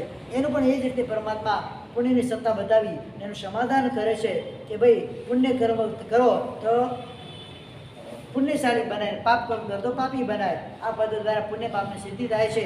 એ પ્રમાણે એનો સંદેહ દૂર થયો અને આ 9મો ગંધર્વ થયો. હવે પરલોક છે કે નહીં, પરલોક છે કે નહીં, એમાં શંકાવાળા મિતારીને કહે છે વિજ્ઞાન કરીને વેદી પ્રતિભુ સ્મૃતાય તાની મનુષ્યની ન પ્રતિને. આ વાક્ય તારા મનમાં સંદેહ થશે. પરંતુ આ વાક્યનો અર્થ પૂર્વ રીતથી જે ઇન્દ્રબુદ્ધિના ગૌતમના વિષયમાં અમે ઘટાડ્યો હતો એ જ રીતે એના અંદર ઉપયોગવાળા આત્માની વાત છે અહીંયા આગળ. એ પ્રમાણે પુનર્જન્મ નિષિદ્ધને દેખાતો નથી, અહીંયા પુનર્જન્મ છે એવું સિદ્ધ થાય છે. એ પ્રમાણે છઠ્ઠા ગંધર્વ રૂપે વિચાર વિક્રમ 10મા ગંધર્વ થાય છે. હવે 11મા ગણધર એના નામ છે એમનો પ્રભાસ. એમને નિર્વાણ એટલે કે મોક્ષ સંબંધી શંકા છે. જરા મરીમાં યદ અગ્નિહોત્રમ, એટલે કે જ્યાં સુધી જીવો ત્યાં સુધી તમારે અગ્નિહોત્ર યજ્ઞ કરવો જોઈએ. અર્થાત અગ્નિહોત્ર ક્રિયા મરણ પરત કરવી એ સિવાય બીજું કશું છે જ નહીં એવું તારા મનમાં શંકા છે. નિર્વાણ યોગ્ય ક્રિયાનો એમાં નિષેધ જણાતો નથી, એટલે નિર્વાણ નથી એવું માની શકાય નહીં. તથા અગ્નિહોત્રીની ક્રિયા પશુના વધરૂપ કેટલાક અને કેટલાને મનુષ્યના ઉપકાર માને છે. તેના દ્વારા આ વિચિત્ર ક્રિયા મોક્ષદાયક નથી એવું લાગે છે, પણ મોક્ષ ક્રિયાનો સમય એમાં બતાવ્યો નથી, એટલે મોક્ષ નથી એવું તારા મનમાં શંકા થાય છે. અહીંયા બે દો બ્રહ્મણી વેદિત હવે દ્વિતીયમ બ્રહ્મ ને દો બ્રહ્મણી વેદિત હવે પરમ અપરમ ચ તથા પરમ સત્ય અંતરમ ચ બ્રહ્મ. જગતની અંદર બે બ્રહ્મ છે. કયા કયા? એક તો પરબ્રહ્મ અને અપરબ્રહ્મ. પરબ્રહ્મ એટલે સત્ય જ્ઞાન અને અપર બ્રહ્મ એટલે બ્રહ્મ, એટલે કે મોક્ષ. આ બે વસ્તુ બતાવવામાં આવે છે. આ જગતના બે બ્રહ્મ છે. એક સત્ય જ્ઞાનરૂપ બ્રહ્મ છે અને બીજું પરબ્રહ્મ. એ સિવાય બીજી બે વસ્તુ બતાવવામાં આવી છે. એના દ્વારા પરબ્રહ્મની સત્તા અર્થાત મોક્ષની સત્તા જણાય છે. બે વસ્તુ બતાવી છે. એક તો તમે સત્ય ધર્મનું આચરણ કરો એટલે તમારો ભવન તરફ મોક્ષ થશે. એના પ્રમાણે એની સત્તા અહીંયા સિદ્ધ થાય છે. આ પ્રમાણે પરસ્પર વિરુદ્ધ વાક્યના અર્થને જાણવાથી મોક્ષ છે કે નહીં એવો તારા મનમાં શંકા છે. પરંતુ આ યુક્તિ વેદે પદે જરા મરેમાં કર્યું એટલે યજ્ઞહોત્ર જ્યાં સુધી જીવિત છે અગ્નિહોત્ર યજ્ઞ તો કરવો જોઈએ. સાથે સાથે મોક્ષ સંબંધી ક્રિયા પણ કરવી જોઈએ. એ સાથે તમારે વા શબ્દથી જોઈન્ટ કરી લેવાનો. આ પ્રમાણે અર્થ થશે યાવત જીવમાં અગ્નિહોત્ર કરવું જોઈએ અને બીજું પણ મોક્ષ સાથે ક્રિયા અનુસરણ કરવું જોઈએ. પરંતુ નિયમિત અગ્નિહોત્ર જ કરવો જોઈએ એવો કોઈ નિયમ નથી. અને યાવત જીવ અગ્નિહોત્ર યજ્ઞ કરવા દ્વારા એના નિયમના અભાવથી મોક્ષના અનુસરણનો કાલ પણ અહીંયા બતાવેલું જણાય છે. એટલે અહીંયા આગળ નિર્વાણ પદ છે એ પ્રમાણે 11મો ગંધર્વ થાય છે. આ પ્રમાણે 44 બ્રાહ્મણોની દીક્ષા થઈ. ત્યાં મુખ્ય 11 જે છે એમની ભગવાન પાસે ત્રિવિધિ પ્રાપ્ત કરી અને દ્વાદશની રચના કરી. એમાં 11ની ગણધર પદે સ્થાપના થઈ. એટલે ઇન્દ્ર મારા દિવ્ય ચૂર્ણ ભરેલા વજ્રમય આદિ દિવ્ય સ્થાનને ધારણ કરીને ભગવાનની સામે આવીને ઊભા રહે છે. સ્વામી સિંહાસન પરથી ઉઠી સંપૂર્ણ ચૂર્ણની મુષ્ટિ ગ્રહણ કરે છે. ગૌતમ આદિ 11 ગણધરો કંઈક નમેલા છે, અનુક્રમથી ત્યાં ઉભેલા છે. દેવો વાદ્યના ધ્વનિના નિરોધ કરી અને એ સાંભળી રહ્યા છે. ત્યારે ભગવાન કહે છે ગૌતમની દ્રવ્ય ગુણ પર્યાવતી તીર્થની હું આજ્ઞા આપું છું. શેની? શાસનની. એટલે શાસનપતિ કોણ છે? ગૌતમ. એની આજ્ઞા આપું છું. એ પ્રમાણે કરીને એના મસ્તક પર ચૂર્ણ નાખે છે. ત્યારે દેવો પણ ચૂર્ણ પુષ્પ ગતિની પુષ્ટિ કરે છે. એના પર કરે ત્યારે ભગવાન સુધર્મા સ્વામીને આગળ કરીને એને હું ગણાધીશ બનાવું છું, એને ગણની આજ્ઞા આપું છું. એટલે હવે મારા પછી પાઠ પરંપરા કોની ચાલશે? સુધર્મા સ્વામીની ચાલશે. આ અહીંયા આપણો ગણધર્વાદ અહીંયા પૂરો થાય છે. હવે આગળ આજના વ્યાખ્યાનો અંશ એટલે કે પરમાત્માનું નિર્વાણ, છેલ્લો અંશ. તે કાળે તીસરા સ્વર્ણવંતમાં આવેલ 80 કરોડ નિશા પહેલો ભગવાનના જે ચોમાસા થયા છે 42 ચોમાસાની વાત બતાવે છે. ત્યારબાદ ચંપા પુષ્ટ ચંપામાં નિશામાં 3 ચોમાસા કર્યા. વૈશાલી નગરીમાં વાણિજ્ય ગ્રામ નિશામાં 12 ચોમાસા કર્યા. રાજગુરુના નાલના પાડામાં ભગવાને 14 ચોમાસા કર્યા. 6 મિથિલા નગરમાં 2 ભદ્રિકાના, 1 આલંબિકા શ્રાવસ્તીમાં, 1 વજ્રભૂમિમાં કર્યું અને 1 મધ્યમ અપાપા હસ્તિપાલ રાજાની જેલ સભામાં જે એનો ઉપયોગ કરતા નતા એવી લેખશાળામાં ભગવાને અંતિમ ચોમાસું કર્યું. અને પૂર્વ પહેલાં એ નગરની અપાપા એવું નામ હતું, પણ દેવો એને પાપા નામ એમ કર્યું છે. ત્યાં કારણ કે ત્યાં ભગવાન કાળ પામ્યા હતા. જ્યારે ભગવાન મધ્ય બાબા હસ્તિપાલ રાજાની જેલ સભા અને જીવનેવી લેખશાળાની અંદર છેલ્લું ચોમાસું ભગવાને જાહેર કર્યું. ત્યારે એ ચોમાસા જે આ વર્ષાકાળનો 4થો માસ 7મો પક્ષ 15મો દિવસ એને કે કારતક વદ અમાવસ્યાના દિવસે રાત્રિમાં શ્રવણ વગર કાળ પામ્યા. સંસારથી વ્યતિક્રાંત થયા. અન્નપૂર્ણાથી વધુ ઉપર ગયા અને છિન્ન જાય જરામણ બંધનવાળા થયા. એટલે કે એના જાય જરામણ જન્મ જરા મરણ બંધન એમાંથી દૂર થયા. સિદ્ધ થયા, બુદ્ધ થયા, ભવ કઈ કર્મથી મુક્ત થયા. સર્વ દુઃખના અંત કરવાવાળા થયા. સર્વ સંતાપથી રહિત થયા. શારીરિક માનસિક સર્વ દુઃખથી ભગવાન રહિત થયા. આ ભગવાન નિર્વાણ વર્ષ આદિનો સિદ્ધાંતિક નામ અહીંયા બતાવવામાં આવે છે. એ વખતે જ્યારે ભગવાન થયા ત્યારે ચંદ્રમા નામનો બીજો વર્ષ હતો, પ્રીતિવર્ધન નામનો માસ હતો, નંદીવર્ધન પક્ષ હતો, અગ્નિવિષય નામનો ઉપર બીજું નામ છે ઉક્ષમ એવો દિવસ હતો, દેવાનંદના અને બીજું નામની રાત્રિ હતી, જેનો બીજા નિર્તિ છે અચ નામનો લવ હતો.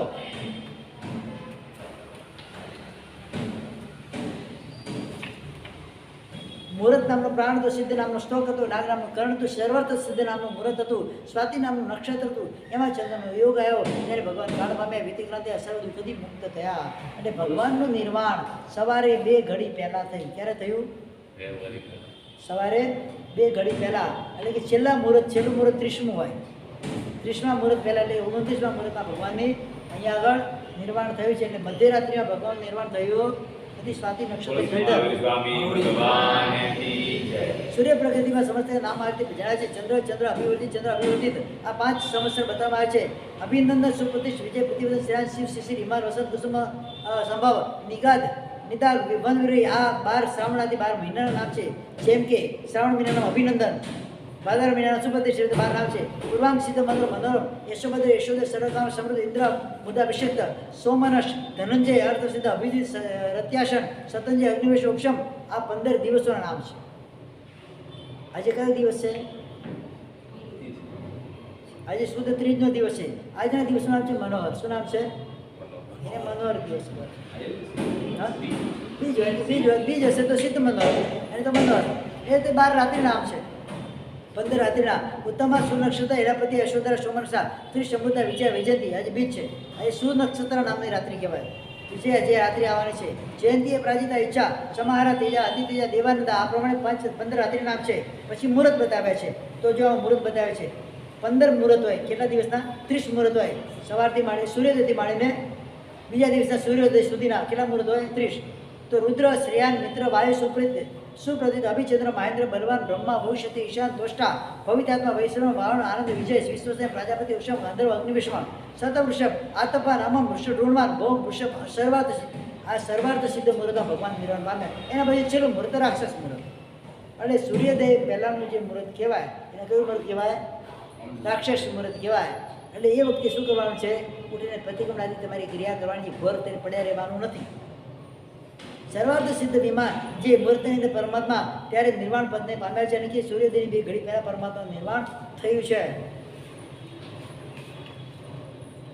જે રાત્રે સમય વગર મારી નિર્માણ પામ્યા તે રાત્રે સર્વગતિ આવતા એવા અને ઉડતા એવા ઘણા એવા દેવદેવતા પ્રકાશવાળી દેવી કોલાવી દેવી જે રાત્રે ભગવાન મારી કાળ પામ્યા તે રાત્રે ભગવાનના જ્યેષ્ઠ શિષ્ય ગૌતમ ઇન્દ્ર બુદ્ધિ 2 મિનિટ થઈ ગયા. 2 મિનિટ વધારે ટાઈમ નહીં લાગે, પતી ગયું છે. ત્યાં આગળ એ રાત્રિમાં ગૌતમ ઇન્દ્ર બુદ્ધિ અને અણગાર ભગવાન ભાઈને સંબોધન પ્રેમ બંધન તૂટ્યો અને કેવળ જ્ઞાન ઉત્પન્ન થયું. એની કથા પ્રમાણે છે ભગવાને પોતાના નિર્વાણ સમય ગૌતમ સ્વામી દેવસેવા નિર્વાણ પ્રતિબોધ કરવા માટે કોઈ ગામમાં મોકલે છે. તેને પ્રતિબોધ કરીને પાછા આવતા એ વીર નિર્વાણ સાંભળી અને વચ્ચેથી આ તે લેવા ક્ષણ ભરીને એ ગૌતમ સ્વામી બોલે છે, ભગવાન આપના વિરોધી હવે આ ભરત લોકની અંદર અત્યારે વિદ્યાર્થીનો અંધકાર વ્યાપ્ત થઈ જશે. કુતિર્ક રૂપી એવા ગોબડો ગર્જના કરવા માંડશે.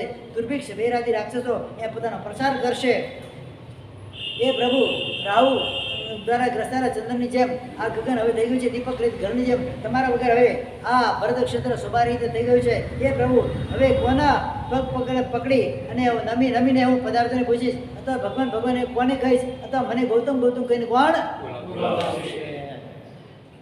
ગૌતમ સ્વામી જો ભગવાન પ્રતિ કેવો અવિહળ રાગ છે. હા વીર હવે શું કરશું? શું થયું? જે આવા અવસ્થા તમે મને દૂર કરી નાખી એમ કહેવાય લોકોની અંદર.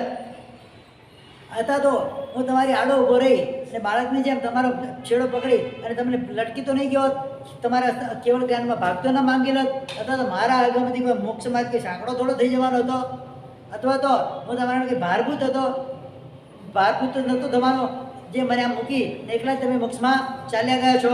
હા એમ વીર કરતા એવા ગૌતમના મુખે વીર શબ્દ લાગી ગયો ત્યારે પોતેને ખબર પડી. હા હવે ખબર પડી ભગવાન તમને વિતરાગ હતા. કેવા હતા? નિસ્નેહ હતા. મારો જ અપરાધ છે કે મેં મારા શ્રુતનો ઉપયોગ ન મૂક્યો. આ એક પક્ષી મારા સ્નેહને ધિક્કાર છે. હવે સ્નેહથી સર્યું હું એકલો છું, મારું કોઈ છે નહીં અને હું કોઈનો છું નહીં. આ એક તો ભાવનામાં ભાવતા ગૌતમ સ્વામી ભગવાન ત્યાં કેવળ જ્ઞાનને પ્રાપ્ત કરે છે. બોલો ગૌતમ સ્વામી મહારાજ કી જય. કારણ કે મોક્ષ માર્ગમાં પ્રાપ્ત થયેલા જીવન માટે સ્નેહ જે છે વજ્રની સાંકળ જેવો હોય છે એમ શ્રીવીર જે જ્યારે જીવતા હતા ત્યારે સુધી ગૌતમ સ્વામી કેવળ જ્ઞાન પ્રાપ્ત કરી શક્યા નહીં. હવે જેનો અહંકાર પણ બોધ માટે થયો, જેનો રાગ પણ ગુરુની ભક્તિ માટે થયો, જેનો વિષાદ પણ કેવળ જ્ઞાનની પ્રાપ્તિ માટે થયો, એવા ગૌતમ સ્વામીને સર્વચારિત્ર આશ્ચર્યકારી હતું.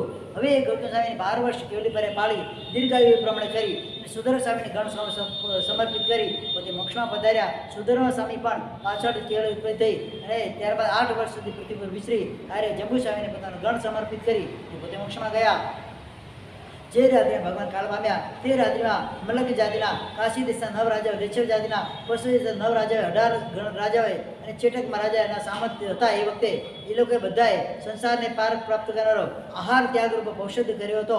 અને એટલે ખાલી ઔષધ લીધો નહોતો પણ ઉપવાસ શું કર્યું હતું કે છઠો તો બધાને ચવેરો છઠો તો બધા કે દેશનામાં હતા બધા. હવે ભાવ ઉદ્યોગ જ્યારે પૂરો થઈ ગયો છે અમે દ્રવ્ય ઉદ્યોગ કરીશું એ પ્રમાણે કરીને એમને દીવો જલાવ્યા.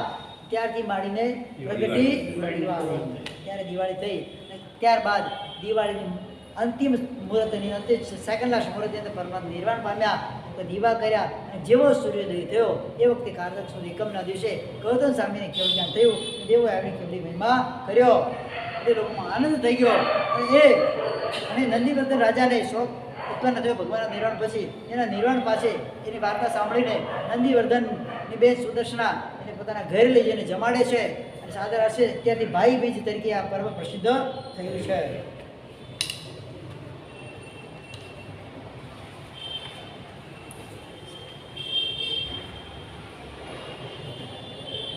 જે રાત્રિમાં ભગવાન કાળધર્મ પામ્યા નિર્વાણ પામ્યા તે રાત્રિમાં કુરુસભાવાળા 2000 વર્ષ સુધી રહેવાવાળા ભસ્મ રાશિ નામના 30મા મહાગ્રહનો ભગવાનના જન્મ નક્ષત્રમાં સંક્રાંતિ થઈ છે.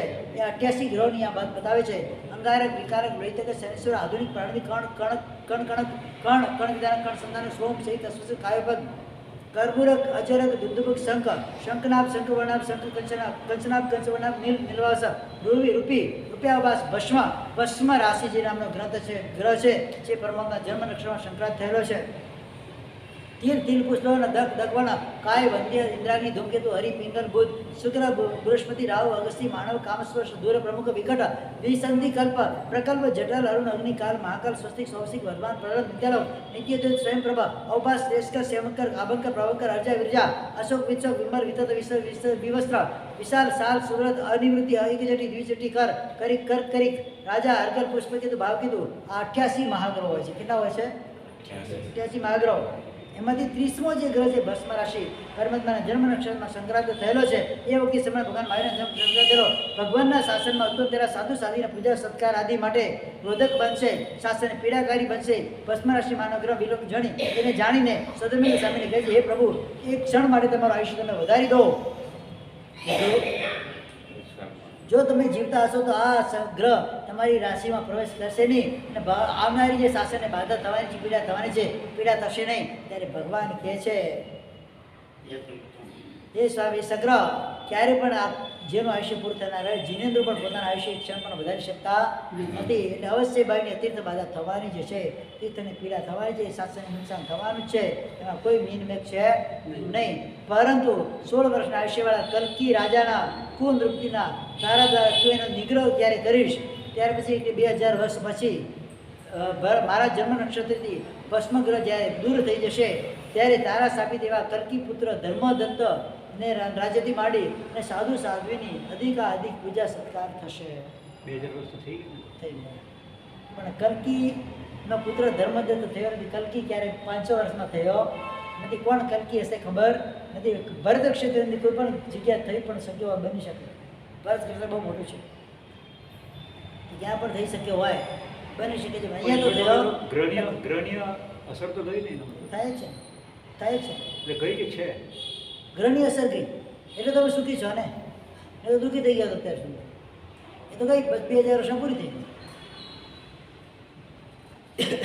નહીં તો આપણે સુખી રહી જ ના શકીએ.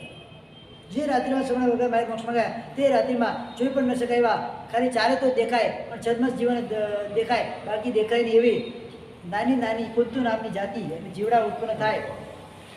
અને એ સૂક્ષ્મ કુંતુ પ્રાણીને જાણીને ઘણા સાધુ સાધી ભગવંતોએ અણસન કરી લીધું ત્યાં આગળ ને આજથી માંડીને 5મા આરમાં પૃથ્વી જીવાકુળ થશે. સંયમ યોગ્ય ક્ષેત્રના અભાવથી પાકડીને પ્રબળથી સંયમ પણ દુરાધ્ય થશે. એવું પરમાત્મા બાકીને ગયા ત્યાં આગળ. બસ હવે પરમાત્મા પરિવાર બતાવી વ્યાખ્યાન પૂરું. તે કાળે દેવને શ્રવણ ભગવાનના ઇન્દ્રભૂતિ વગેરે 14,000 શ્રમણો હતા અને ચંદ્રના પ્રમુખ વગેરે 36,000 સાધ્વીઓ હતી. પછી સંત શતક વગેરે 1,59,000 પરમાત્માના શ્રાવક હતા. પછી એમાં શ્રાવિકા કઈ છે રેવતી સુરસા વગેરે 3,18,000 શ્રાવિકાઓ હતી. પરમાત્મા 314 પુરીઓ હતા. અવધિજ્ઞાની પરમાત્માના કેટલા હતા? 1,300. પછી 700 પરમાત્માના કેવડી હતા. દેવ હોવા ન હોવા છતાં દેવની જેમ દેવર્દીને વિકરોડ સમર્થ એવા વિકરી લબ્ધિવાળા 700 સાધુ હતા. પછી વિપુલમતી મન પરિક્રમા 500 હતા. વાદી મુનિ એમના 400 હતા. 700 પરમાત્માના શિષ્યો મોક્ષમાં ગયા. 1400 સાધ્વીઓ મોક્ષમાં ગઈ. 800 એમના શિષ્યો એકાવતા રીતે અંતર્વ્યમાં ઉત્પન્ન થયા. એ આગામીની ભાવમાં મોક્ષમાં જશે. ત્યારે ભગવાન ભાઈને મોક્ષમાં 2 પ્રકારની મર્યાદા હતી. યુગાંતકૃત ભૂમિ, પર્યાંતકૃત ભૂમિ. એટલે તે યુગાંતકૃત ભૂમિ એટલે ભગવાનના નિર્વાણ પછી કોઈ ત્રીજા પુરુષે ભગવાનના ત્રીજી પાઠ સુધી જંબુસ્વામી મોક્ષમાં ગયા એટલે એને યુગાંતકૃત ભૂમિ કહેવાય. અને પર્યાંતકૃત ભૂમિ એટલે ભગવાનના કેવળ્યાન પછી 4 વર્ષ જ્યારે પૂરા થયા ત્યારે કોઈ આત્મા મોક્ષમાં પહેલી વાર ગયો. એટલે ભગવાનના 4 વર્ષ કેવળ્યાન પછી કોઈ આત્મા મોક્ષમાં ગયો. એટલે આ પર્યાયકૃત ભૂમિ હતી પરમાત્માની.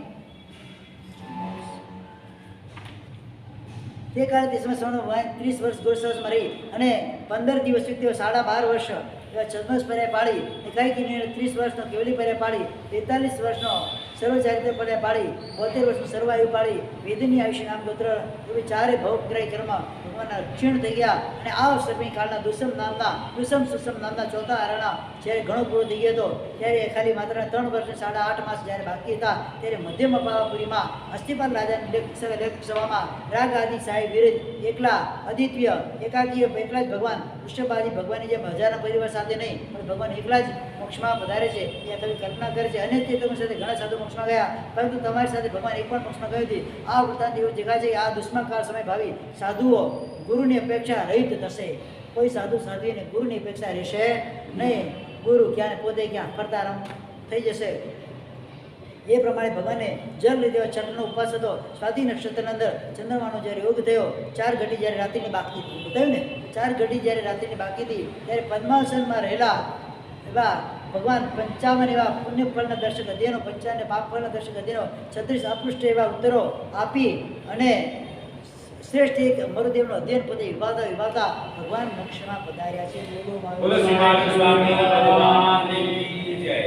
ત્યારબાદ શ્રી વીર નિર્વાણથી 980 વર્ષ અને અથવા તો સિદ્ધાંત પુસ્તકારૂઢ થયો અને ત્યારબાદ કલ્પસૂત્ર પણ પુસ્તકારૂઢ થયું. કહેવાય છે કે વલ્લભીપુરની દેવદી ગણેશ્વર પ્રમુખ સકલ સંઘ દ્વારા વીર નિર્વાણથી 980 વર્ષે આ સિદ્ધાંતને પુસ્તકારૂઢ કરેલો છે. શ્રી વીર નિર્વાણથી 993 વર્ષે આનંદપુરની અંદર પુત્ર મળતી દુઃખીઓ ધ્રુવસેન રાજાના શોકને દૂર કરવા માટે કલ્પસૂત્રની વાંચનનો પ્રારંભ થયો. આ પ્રમાણે પુસ્તક લેખન કાળ અને કલ્પસૂત્ર વાંચનનો સમય અહીંયા બતાવવામાં આવ્યો છે. આ પ્રમાણે અહીંયા આપણું 6ઠું વ્યાખ્યાન સમયસર પૂરું થઈ ગયું. 5 એક્ઝેક્ટ વાગી બરાબર છે. હવે આવતીકાલે 23 ભગવાનના એટલે કે 4 ભગવાન ચરિત્ર ભગવાનના આંતરા બતાવવામાં આવશે. કાલના પ્રવચનમાં સવારના અને બપોરના પ્રવચનની અંદર આપણી સ્થવિરાવલીનું વાંચન થશે. એના પછી પરમ દિવસે સમાચારનું વ્યાખ્યાન તમને મૂળમાં સમજાવવા છે એટલે 12 સૂત્રનું વાંચન થશે. કાલે ઘણો બધો સમય મળશે. તમારે જે કામ કરવા એ બધા કરી લેવું કારણ કે બધું નાનું છે. વધારે કંઈક વિસ્તાર છે નહીં.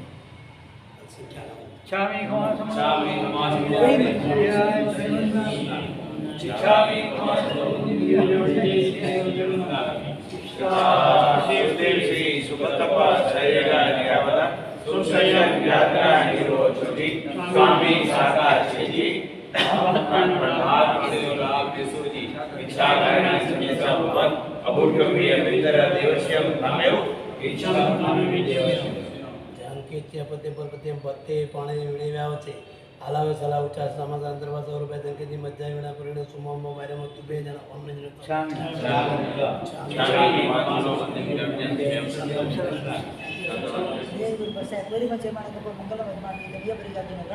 વિચાર્યા